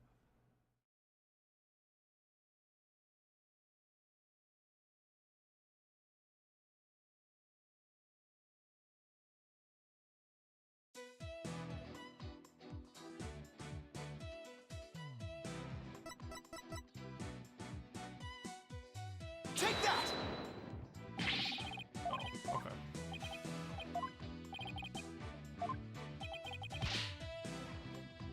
Oh, shit. Okay, hold on. Hold on. Hold on. Fuck. The defense would like to examine the treasure box. There might be trace evidence on it that would show that the victim had held it. Might you better hope you turn up something more definitive than that, defense. Yes, sir, your majesty. Very well. Bailiff, bring the treasure box. I really think this should have been correct, even if it's the treasure box. Because the fact that this is like the treasure box at the time of the murder. But I guess that they used it, because this is just a newspaper clipping, but I guess they do label it specifically treasure box and as the murder weapon. So that perspective, it makes sense.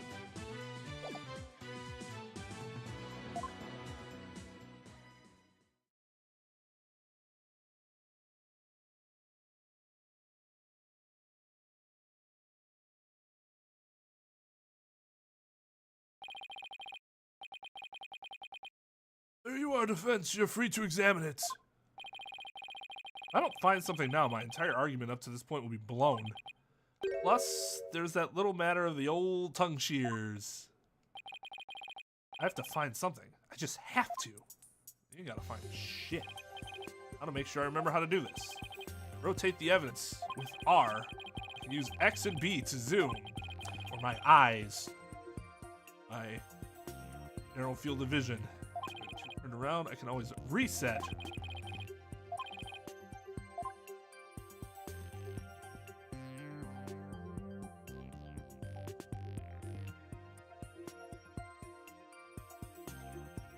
I mean, what's interesting is how is it opened if he didn't have the key? Oh, it was forced open. It could just be forced open like that. It's not a very good lock then. There is blood splatter everywhere.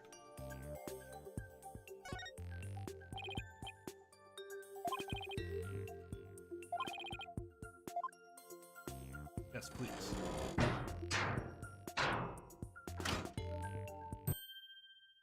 Hey! What? You son of a... You locked it! So? What's the big deal? I thought you can open it with that key you're wearing.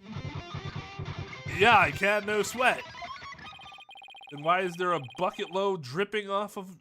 Why is there a bucket load dripping off of you over there? I think I'd like to open this box back up again.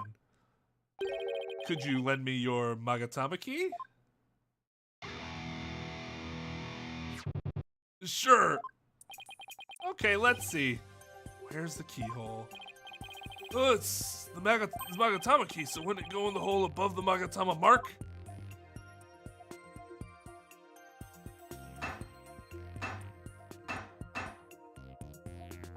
Whoopsies. Huh, it won't open. Would you look at that? The thief must have busted the lock when they forced the box open. That's actually a really good, like, oh shit. They busted it open, so it must be fucked now. Really, because I'm not so sure about that.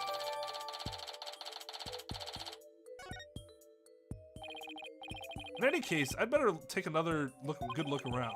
I have to find proof that the victim was holding this box. This looks like fingerprints. Or fingerprints, a hand mark, I mean, like his fingers. This bloodstain shows the outline of a hand. This be what I've been looking for? Your Majesty, take a look at this. There's a bloodstain here that outlines the shape of a hand. Really? Let me see that. Oh my, you're right. Now I'm getting somewhere. Whew. I believe this bloodstain is an outline of the victim's hand as he was holding the box. What? Even as he was being struck, he held on tight to the precious treasure box. After all, he'd gone through a lot of trouble to steal it. The blood from his head wound splattered across his hand and onto the box. Objection! Magistrate, don't let yourself be taken in. It's just more of his lawyerly deceits. What do you mean? How about you give like an actual argument instead of just attacking his character?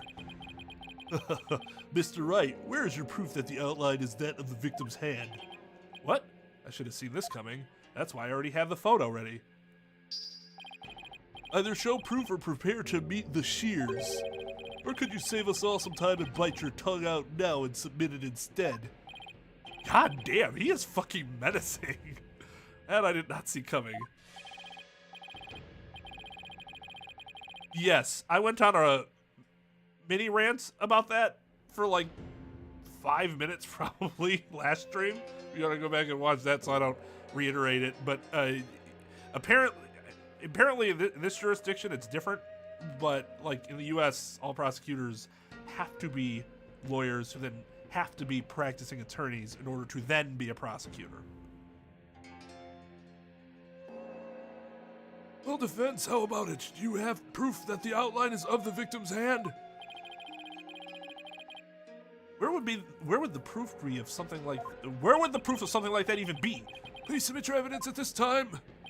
What evidence shows that the outline on the treasure box is that of the victim's hand? Take that! Maybe the only picture of the victim we have. Actually, we have 2 pictures now, but the only picture we have of his hand, at least. I've got it. This is the evidence that's going to save my beloved tongue. Mr. Payne, despite your claims about my forked tongue, it just so happens I have the proof you require. You do? What, it says you do? I did the fucking judge's voice. Right here in this crime photo.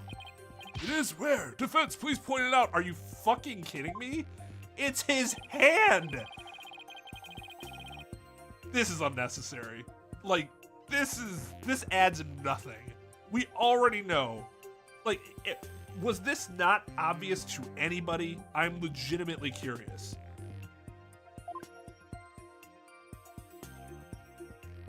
Take that! Mr. Payne, take a good look at the victim's hand. Damn it!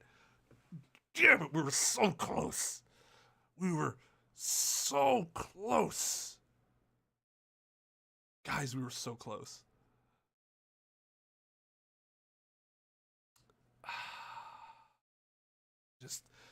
It's like they became aware that people were memeing on take a look at this photograph, and then they're just like, nope, can't do that anymore.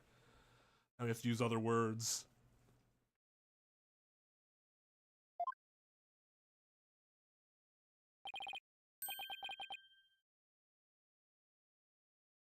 See this? That's blood. What?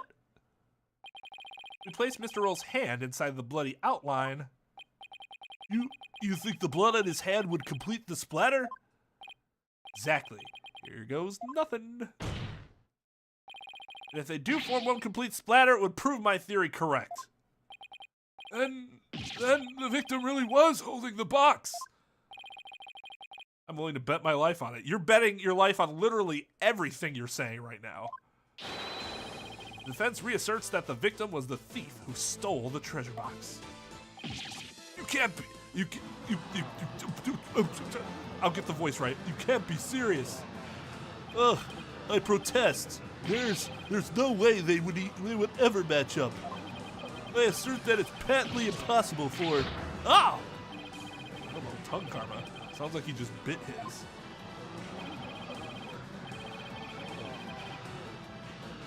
What's the matter, Mr. Payne? Did your forked tongue get tangled up in there? You try to submit your own tongue to the court. Why you? Yeah. That was pretty good, right?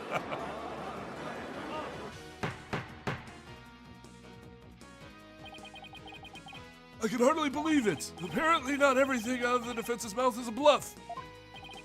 Of course not, Your Majesty. This tongue doesn't lie. And I'd like to continue to use my tongue in the future, too, if you wouldn't mind. He has never known it really was. He never has to know it really was a bluff. No, not Mr. Roll. I can't believe it! I'm sorry, Albie. I know it's upsetting news. He must have needed the money badly, probably to support his family. Or maybe he just wanted to have a soul, an extra soul. I don't know. I mean, that seems pretty valuable just to have. Well, you can do with it, but 2 souls gotta be better than 1, right? After all, he even gave up his dream of becoming a monk to help them. Oh, so that thing Mr. O would say to me. That flashback. Yeah, he was probably warning you not to end up a thief. Mr. Roll! Objection! No, wait just a minute. If the victim was the thief and he was holding the treasure box, that means Mr. Roll's holding the murder weapon when he was killed. Oh, that's a very good point. It doesn't make much sense, does it? Objection! I mean, it's pretty established now that he was holding it, so that, whether or not that makes sense isn't a huge deal. Now it's just a matter of finding out what happened after that. The victim was holding the treasure box. It couldn't have been the murder weapon. Which means the real murder weapon must have been something else. The real murder weapon. I swear to fucking God, if that guitar is the murder weapon, and A, it didn't break despite being very wood in, and 2, he just kept carrying it with him with bloodstains, I am not going to be happy. But something else? The blood was thought to have gotten on the box, and the box was used as a weapon. It turns out that wasn't the case. The blood splattered onto the treasure box the victim was holding. When he was struck with the real weapon, that's what really happened. Isn't that right, Mr. Understanding?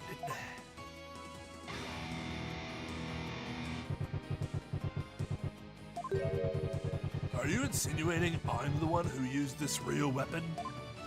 Jeff Jarrett, but his always shattered into a million pieces. Are you saying I'm wrong in my understanding?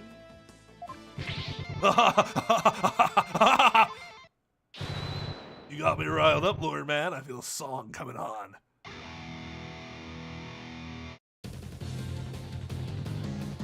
Looking for a weapon that just don't exist. Pathetic lawyer man. Drop into the abyss. Okay, no. Thank fucking God. The game shows that nope, he didn't just have a bunch of blood splattered on the guitar that he brought to the courtroom, because that would have been unfortunate. Despicable lawyer man, you make me sick. You can disappear just like a magic trick. Worthless lawyer man, done in by a weapon. For you, miserable wretch, hell doth be. You can't bait me like that. Hell doth beckon. Yeah.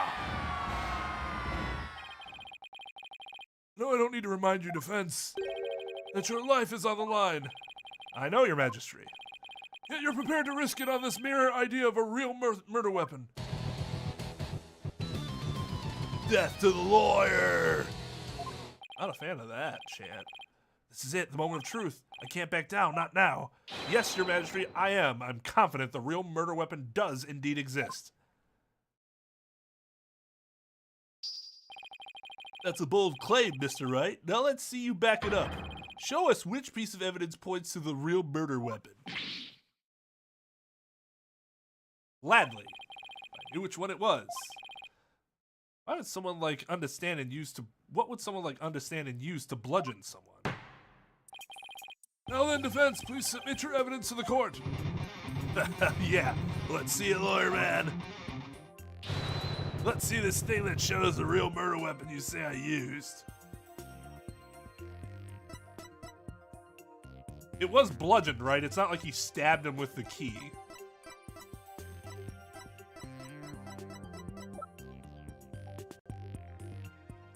Oh, he's using a different guitar. I didn't notice that the first time. Take that! What I'm about to present is really nothing more than a possibility. But this thin thread is all I've got. Allow me to direct the court's attention to this photo of the morning dance of devotion. That photo? How's that gonna help you, Mr. Wright? There's something about it that doesn't sit right with me. Oh yeah? And what's that something, huh? I don't know, that's quite vague, wouldn't you say? This thing here is odd, to say the least. Take that! Mr. Understanding, why is the instrument you're holding different from the one you're playing in the photo?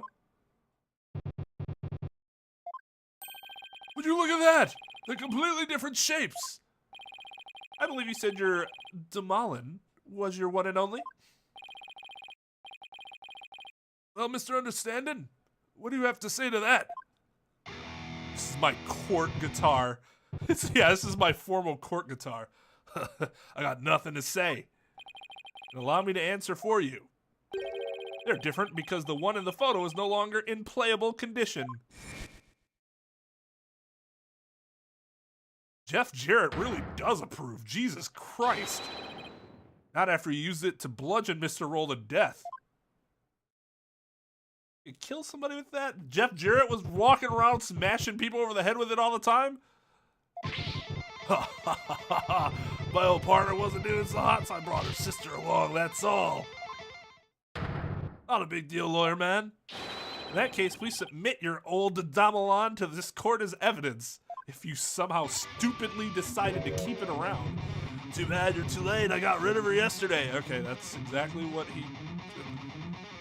That's exactly what I would do in his situation.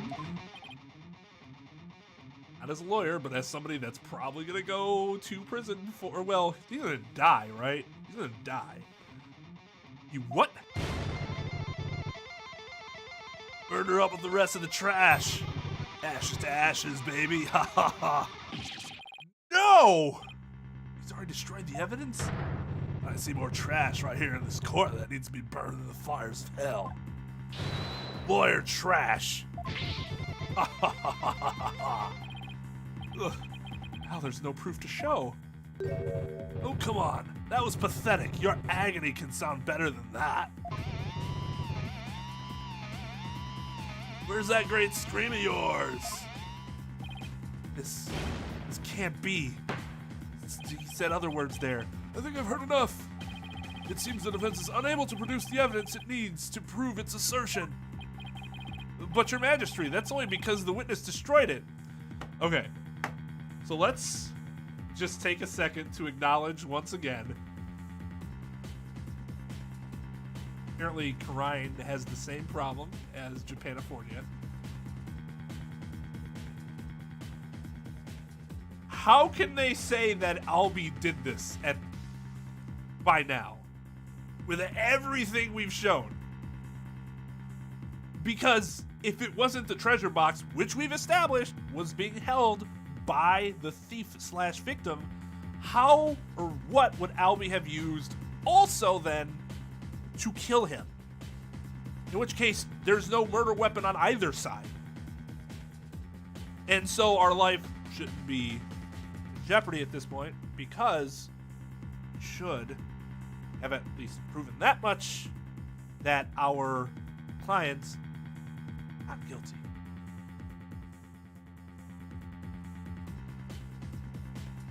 But it's Phoenix Wright, Ace Attorney, so we can't just prove our client's guilt. We also have to prove that somebody else was guilty, which is not at all how it works. But your majesty, that's only because the witness destroyed it. Evidence is everything in court. Don't tell me you've forgotten this most fundamental principle of our profession. Without sufficient proof, your claim that Mr. Understanding is the murderer is no more than conjecture.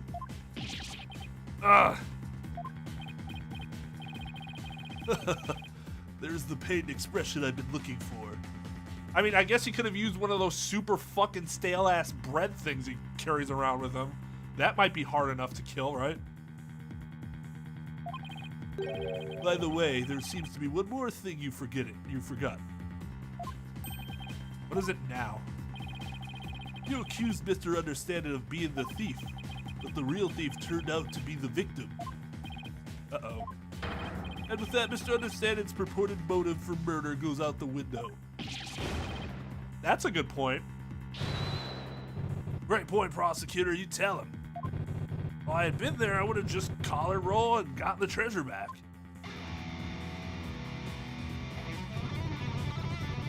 Unless they were both trying to steal it. The timing was really bad. There wasn't any reason for me to kill him now, was there? There's no good counter-argument to that. Again, that has nothing to do with our client at this point. Sounds to me like Mr. Understanding has been completely wrongfully accused.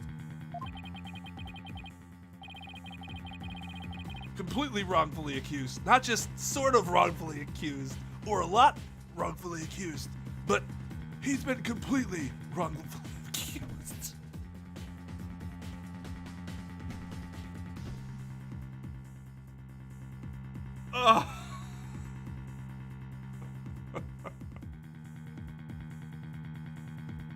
Okay.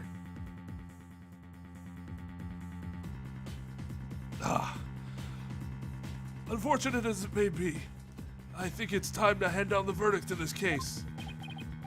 Not good, not good. It should be perfectly fine because it should be, well, your client's not guilty. Defense, I trust you understand what you yourself will receive for taking on this case. God damn. What do I do? Murder weapon's been destroyed, and now I've got no motive. Poor Abby will be convicted for some reason, and I'll lose my life too. Well, it's definitely a design thing, and it's still stupid if you have any concept of how it works in real life. Mr. Wright, you've wasted this court's time and disparaged everything we hold sacred. There are a lot of cases where they actually do a pretty good job of not necessarily absolving your client until you've actually been able to prove that it was somebody else. But there are other cases that have not been so good at that, and it becomes obvious a lot earlier on that your client is not guilty, and thus the case should be done. This is one of those circumstances. Like, it could be, you can write it in a way where it lines up a lot closer. Because they've done it. They've done it numerous times. They've definitely done that more often than they've done the other way. Because I feel like I can count on one hand the amount of cases where that's happened. Maybe I'm wrong though. Maybe it has happened more than that. I just have a really bad memory as to the details of each case. Mr. Wright, you've wasted this court's time and disparaged everything we hold sacred. We should charge you with lèse majesty, in addition to the crime of abetting the accused. Yeah, you should pay for desecrating my good name. I'm gonna die anyways, who fucking cares? Goodbye, lawyer man, time for you to do some repenting in the Twilight realm.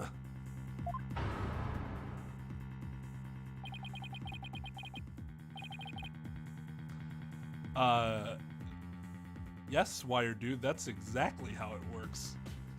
I mean, think about it. You're hired by a client to prove a person's innocence because they are innocent until proven guilty. Somebody's bringing a case against your client saying that they are guilty of the crime. All you have to do to win that argument is prove that they did not do it. So it's not just a time-saving measure, it's the most logical way of doing it. Because I should not also then have to, in addition to proving that my client couldn't have done it, prove that somebody else did it. That would be way too overly burdensome on the attorneys. Because remember, as well, and it's a little different in Japan, But in the U.S., attorneys are not investigators like that. We don't do the same things that you'll see the attorneys do in these games. Because that would have to be a whole additional thing. How many fewer clients we'd be able to take on at once? Phoenix only basically does one client at a time.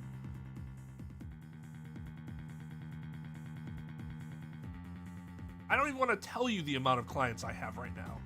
You would probably shit yourself.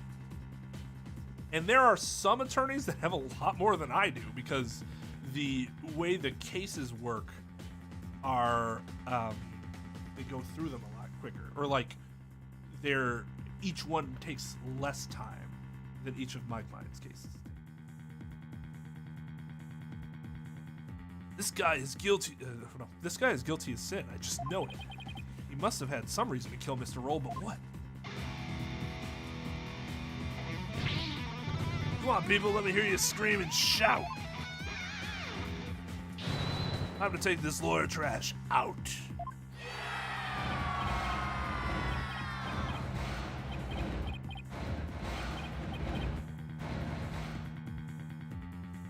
That is harsh.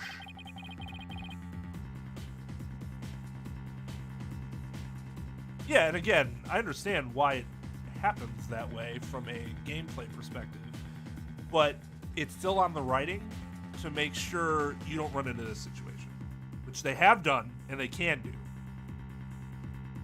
do. When they do this, though, it seems a lot sillier. And kind of breaks immersion because it doesn't make any fucking sense. Like, hey, think about it. Even if you thought, well, okay, it makes sense that I have to prove that somebody else did it. Wouldn't that still be incredibly stupid?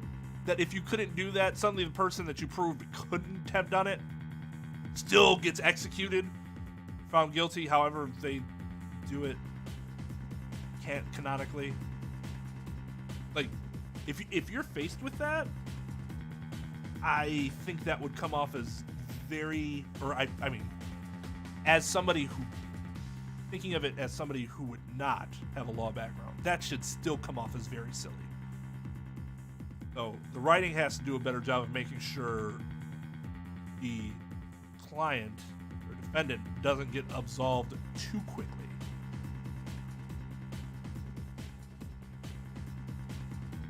The thing to do at a time like this is to turn my thinking around. Here we go. Again, I shouldn't be trying to figure out what understanding's motive was. I should be thinking about what kind of situation would give him a motive. Did you steal it? He said. You know that Mr. Roll was the thief and that he had gotten his hands on the box. So then why...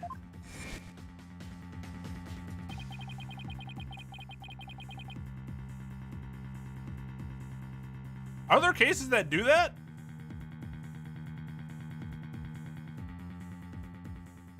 For some reason, I can vaguely think of one, but I don't even remember which one it is.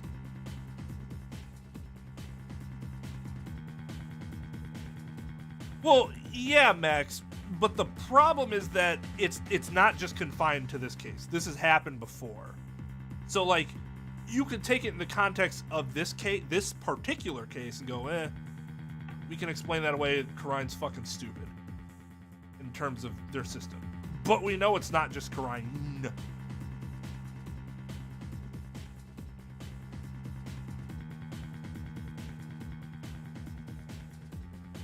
2455. Maybe 24 was the one I was thinking of. It wasn't 55. I don't think I knew that was a thing in 55. But maybe 24 is the one that I'm thinking of.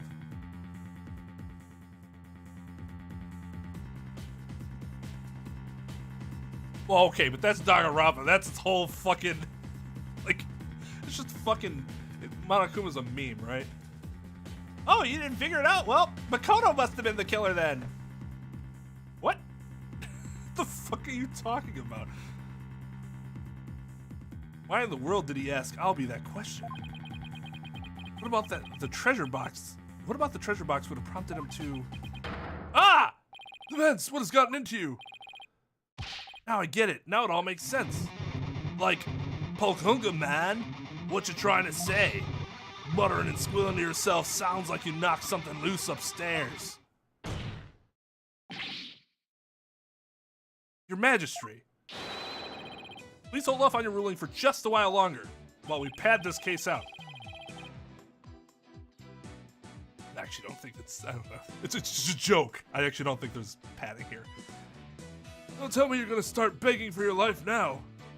I mean, there's some dialogue padding, but I mean, in general, the way the case is flowing seems fine.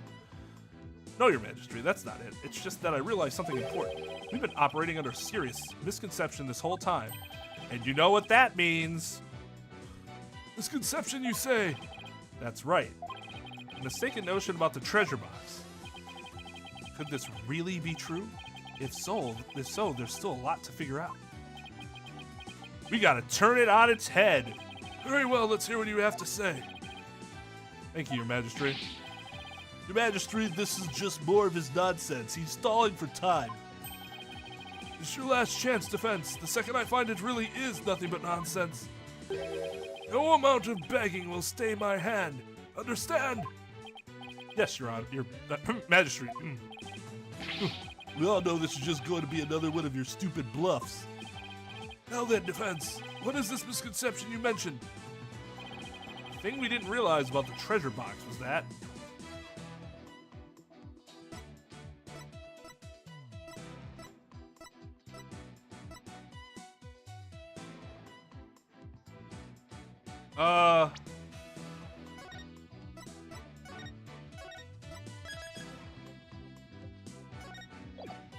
what would give him motive?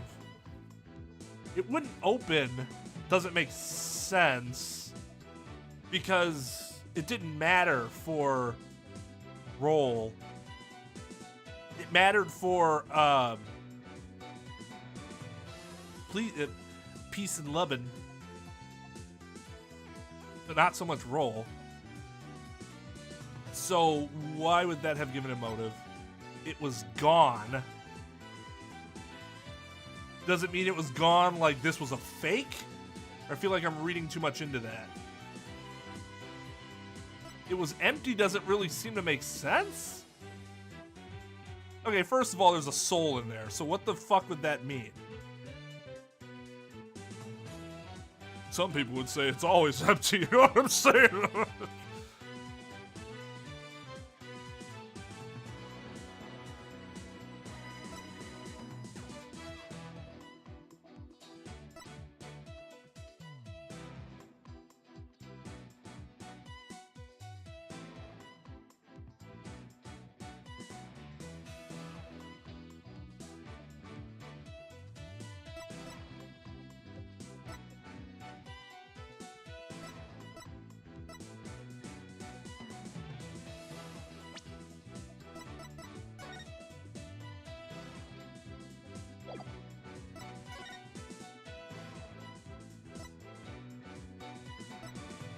Oh, actually, can I?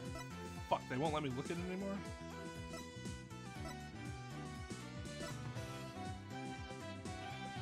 I wanted to, I kept thinking that maybe it was like a false box.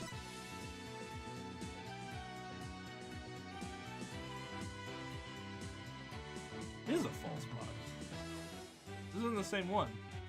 Because the flower, that third flower on the right, should be the butterfly.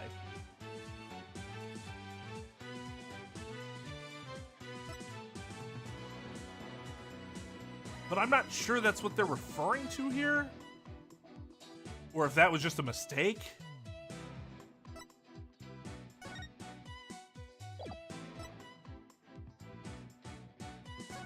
Like, yeah, see, the thing on the right, that's a flower. If you go here and you look at the second panel from the middle, that's a butterfly. That's not a flower.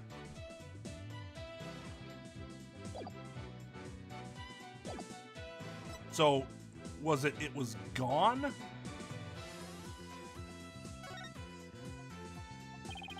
I would like to suggest that the treasure box was already gone. Huh? What about the treasure box that was found beside the body? It must have been a fake. What? Like, I suspected that super early on, but there weren't any angles of the photos to give you an idea of whether it was the same box or not. Unfortunately for you, we're positive that that box is the genuine article. We even got an expert to authenticate it. Huh? Is that all you have to say? You nearly gave me a heart attack with that false revelation. This is for shaving a few years off my life. Okay, so it wasn't? Even though... Okay. Maybe I'm just dumb, or maybe that was just an error.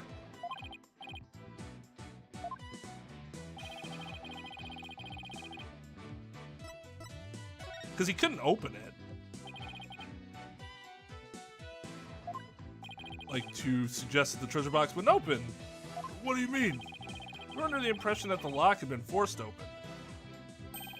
But would such a precious treasure really be kept in such a flimsy box? If the treasure box wouldn't open, then how did the thief manage to steal the treasure? Because as you know, the treasure was in fact stolen. Yeah, good question. It's just a point to ponder. So it was empty. And I'm honestly not sure what the fuck this is supposed to mean, so I guess we'll see. What if the treasure box was already empty from the start? I just keep thinking of, like, it didn't fucking have anything in it in the first place ever. It didn't have a fucking soul in there. They think there's a soul in there, but there wasn't shit in there. Although,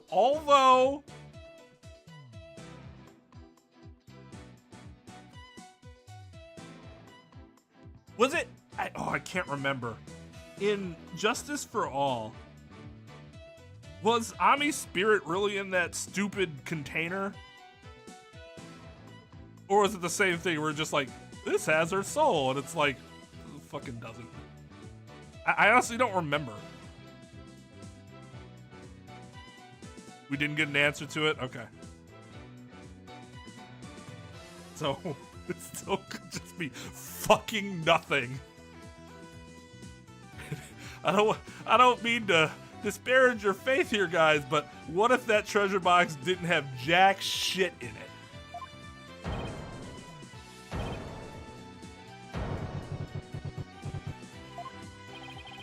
Please recall that when Mr. Roll ran into Albie on the great stairs, he asked the boy a question. Oh, yeah. Wait, Albie asked him the question. Did you steal it? Oh no, okay. Okay, I confused that. That makes sense. He's saying what Roll said to him. Duh. That makes sense. So, did you steal it? So he knew that it was empty already.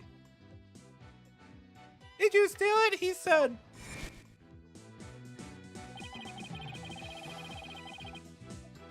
I honestly think it's fine in the context of, like, the flashback itself. I just was dumb and wasn't thinking of it that way. Like, he was narrating it.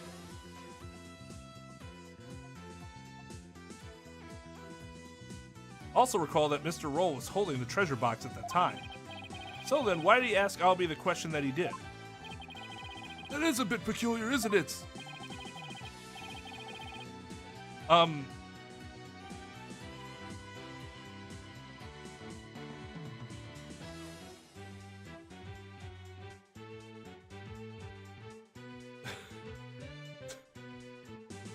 So now we've hit the territory of, is it hearsay? Yes. Is it exempt? Is it a, would it fall under a hearsay exception?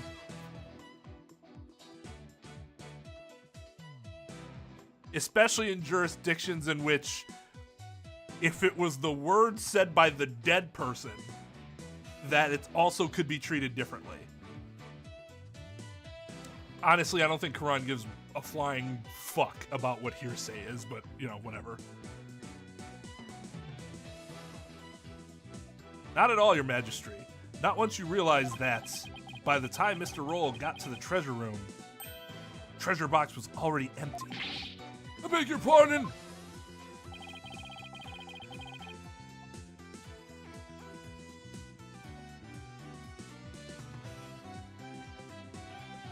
What do you mean taken from sworn testimony? I mean, the dead person can't testify.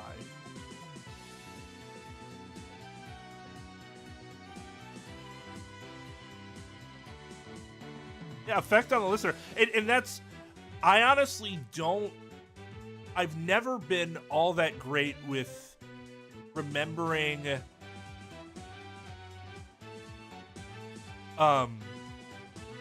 in a situation like this where they're saying something that, because it's not getting, the statement isn't, I would say it's not, it's not the truth of the matter asserted, right? So I would assume it would fall under an exception. But then also different jurisdictions treat what they, with deceased individuals, how it's done differently. Hearsay fucking sucks.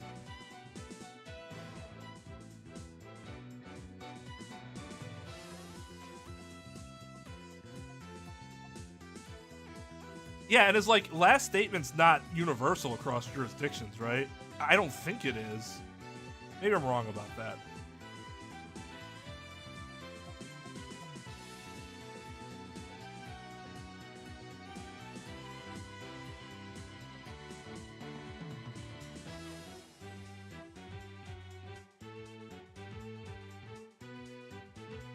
Okay, so Mr. Roll suspected that Albie had gotten to it first, which is why he confronted Albie when he ran into the boy on the stairs. Objection!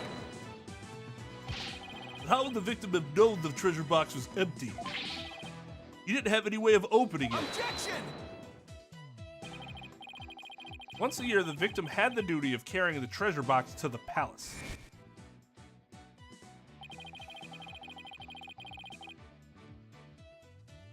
He was so proud when he put in the charge of guarding the treasure box. He even got to carry the box to the palace for the New Year's rite.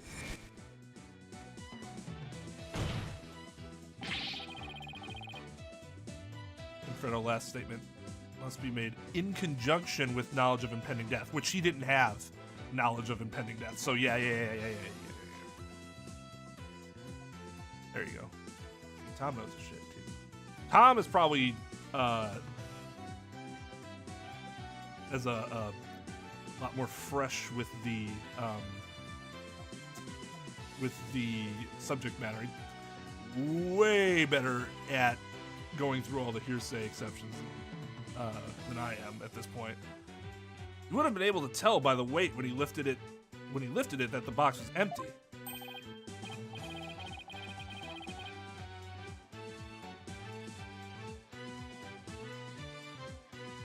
What?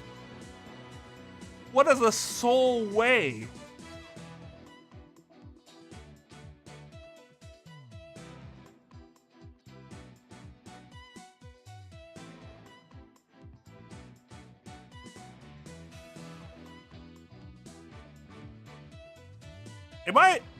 Am I an idiot? Like, he's just saying that so matter-of-factly. Well, the soul wasn't there, so he would have noticed that, you know, something was missing.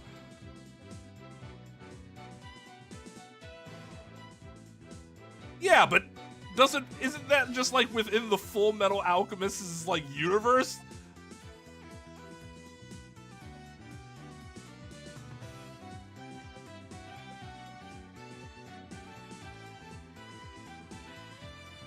Well, if they're saying that there should be something physical in the box, then they should say that there was something physical in the box, as opposed to this, why are we not sure? Because they said before it was a soul.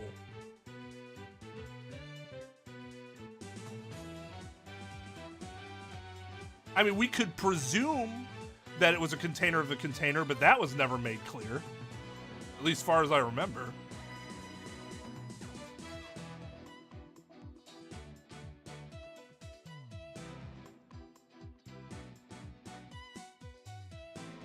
Max. There is a physical treasure? Yeah, I don't remember. All I remember is them saying that there is a soul. And there could be a container within the container.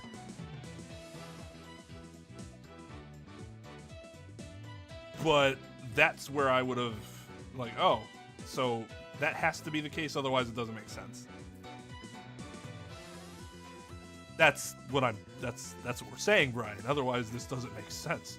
And sometimes games can have dialogue that doesn't make sense. That's what we're trying to figure out. And if they said there's something physical in there before, and I just don't remember them, and then in which case the dialogue makes sense. But I'm never going to operate under the assumption that the dialogue must make sense, especially some of this shit doesn't make sense. Starting to get more of those Dual Destiny flashbacks now. Oh yes, I see. Mr. O most likely decided to at least steal the empty box. An important historical artifact in and of itself, after all. I mean, yeah, just tell people there's a soul in it. It's not like they can prove them wrong. Ugh. But what's your point, Mr. Wright? What does any of this have to do with Mr. Understanding?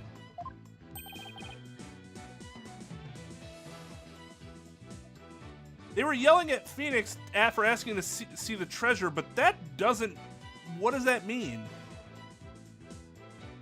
Without actually saying there's something physical in the box, they could still be yelling at him just because there is apparently a soul in that box.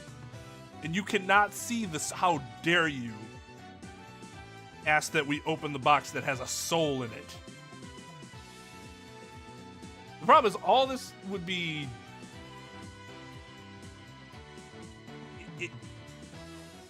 be avoided entirely if they just said there was this thing in the box, and maybe they did say that. I just don't remember them saying that.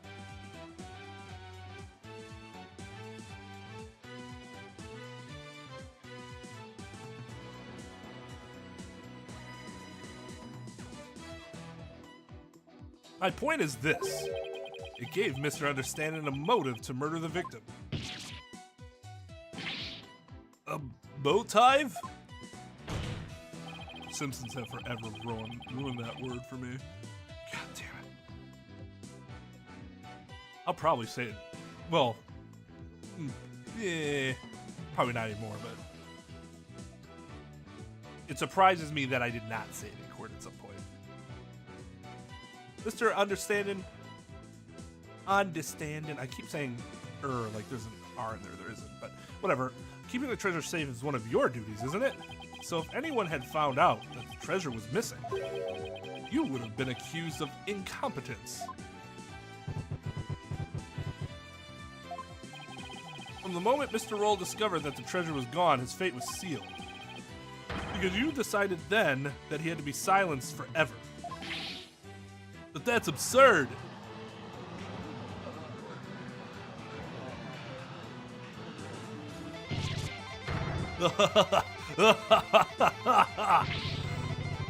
You believe the stuff that comes out of this guy's mouth?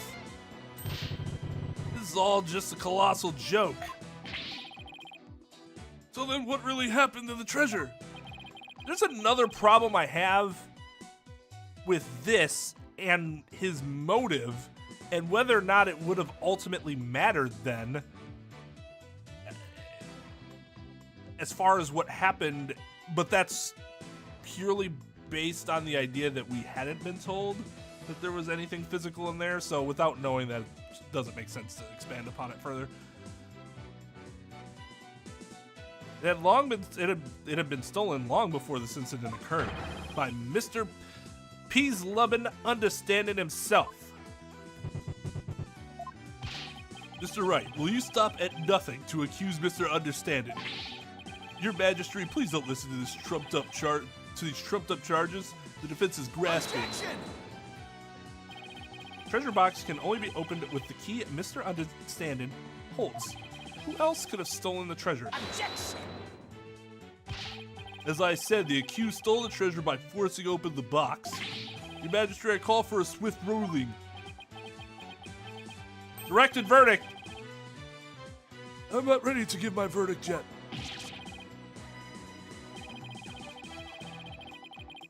The defense has successfully presented a new possibility in this case. Yes, finally, a tiny shred of hope. Mr. Understanding, would you care to make any statements in response to the defense's claims?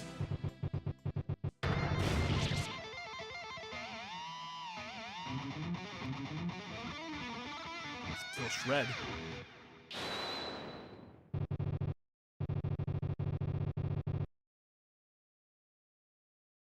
Oh, he can't motion for summary judgment here because, like, we've shown, well, first of all, that it's not our client. So, boom, taken care of. But also, if everything we're saying is true, then there's no way he could deliver a verdict. That would be super silly. Whew. But I mean, it is pain, so could have. This is all bull. My noggin's a rage cage and it's ready to explode, baby. Instructor Understanding, please calm yourself. I'm not gonna take it. No, I'm not gonna take it. Okay, that's a good reference. I dutifully watched over that treasure with pride. And now I'm getting accused of stealing it? This lawyer is a lying scumbag. Yeah, definitely feel like Captain America. I understand that reference. Hey. You better believe I got something to say. Open your ear holes, sheeple.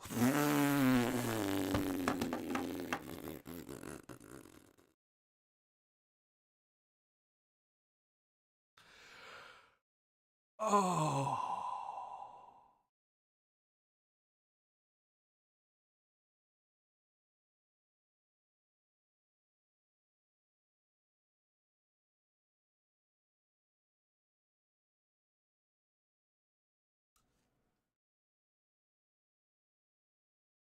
Please never use the word sheeple. Ever in your life. At least if you ever say it to me, I'm just gonna assume you are a gigantic turd. Just embarrassing. Oh.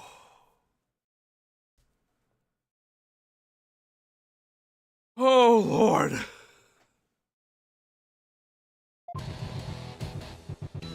Death to the lying... I'm saying fucking pain voice. Death to the lying lawyer.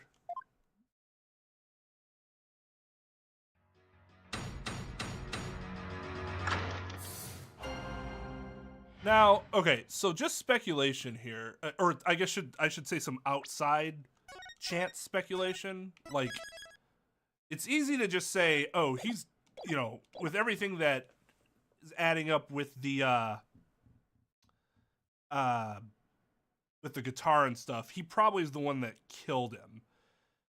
However, isn't it still weird that his key couldn't actually open it? And I'm pretty sure Miss Princess also has one of those things around her neck. She could, actually the judge does too. She could have the real key and she could actually be in cahoots with him instead of, it's just that she was wrong earlier, as opposed to like, she was just innocently incorrect. She made a mistake, as opposed to she was actively trying to help cover it up. Which I guess leaves an outside chance that she did it herself. And he's like covering for her, but I don't think that makes as much sense. But maybe there's a trick to opening it. Why wouldn't he say that then? Does it help him at all to let Phoenix believe he couldn't open it when, like, it's been established as that's the one key that can? I mean, maybe?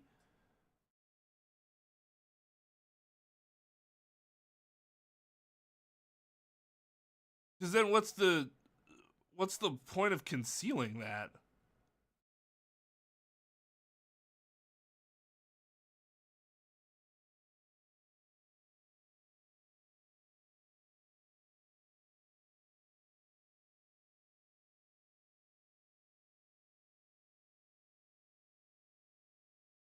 Well, right. So, like, the key things, I'm assuming there's still more to the key thing because we really haven't concluded anything about that yet. And I assume the game's not just going to forget it. These games, one thing they're usually very, very good at is making sure that details come back instead of them just kind of falling off into ether. It happens every so often, but for the most part, no. So I would assume something about the key is going to come back. So we'll see what happens because that's very interesting in her potential involvement. Because again, I think it's the same key, but maybe I'm misremembering what she had around her neck. Wait, don't we have the? I mean, it looks like it. Actually, it looks smaller. Although maybe it's because her hair could be obscuring part of it.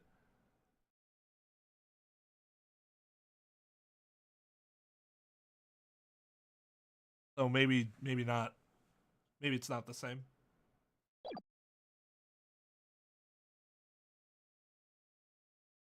So, but yeah, it's midnight.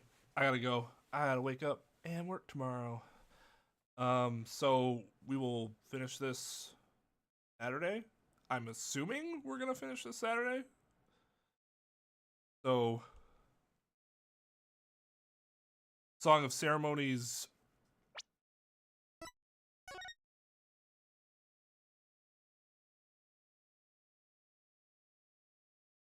Oh, it's in an orb? I mean, that would. I was about to say that makes sense. From a spirit realm sort of context, an orb would not be an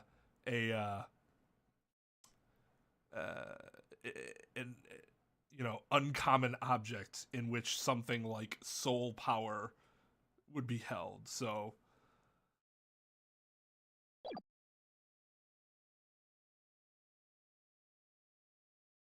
the Founder's Orb. The thing I don't like about this though is like it doesn't actually say that the orb is what holds the soul.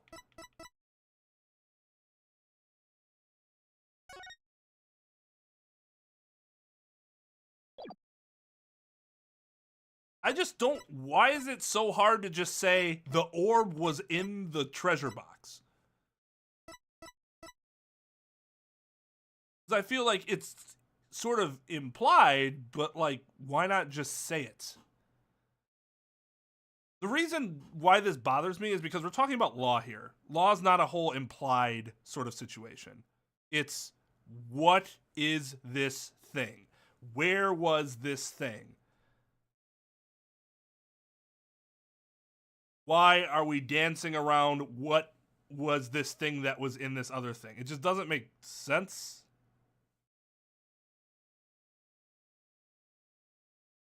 But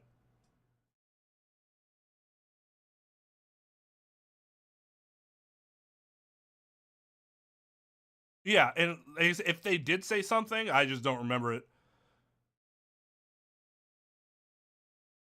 Only once seems like they missed the mark. I mean, again, that could just be on me. But I find all this dialogue weird that it's just not mentioned at all. Especially, like, because it's not a taboo thing, they talk about it. They literally are talking about it here. So it's not like, well, we can't talk about it. We have the fucking... So why isn't it... I don't know. It's well, I won't say it's a minor detail because it's not, because it really matters when it comes to noticing if something is gone or not. But ultimately, it's not like it was never ever disclosed. Just perhaps not in the way that I would have written it as being disclosed.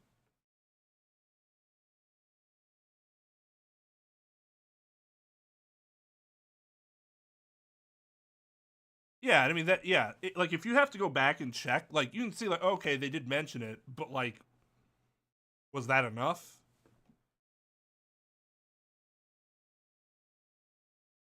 Mm. All right. So yeah, Saturday I'll be back again. Longer stream. We will finish this case. Hopefully, I'm assuming we will. I don't know. Maybe there's another 4 hours to this case for some reason, but I'm assuming we'll get through it. Okay, good.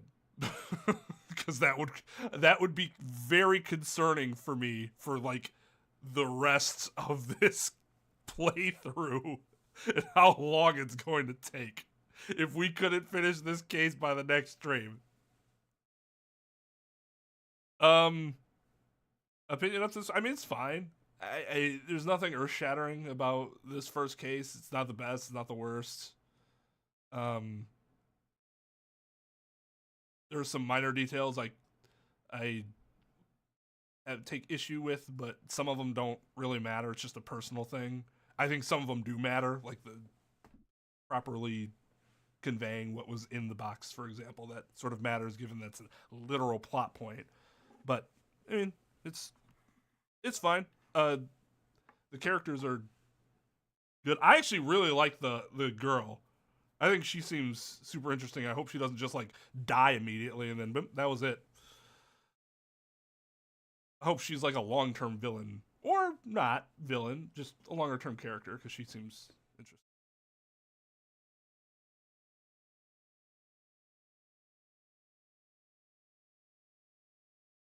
Of the DCA, that it's trash and makes no sense. Oh, God. That's nobody would do the job unless you got paid an insane amount of money when you succeed. Because then it could be a situation where it's like one case and you could be set for the rest of your life. So some people might take that chance. That's literally the only way I see something like that working out. Is she capable? No, because she is a minor, I'm pretty sure. So no, no, no, no.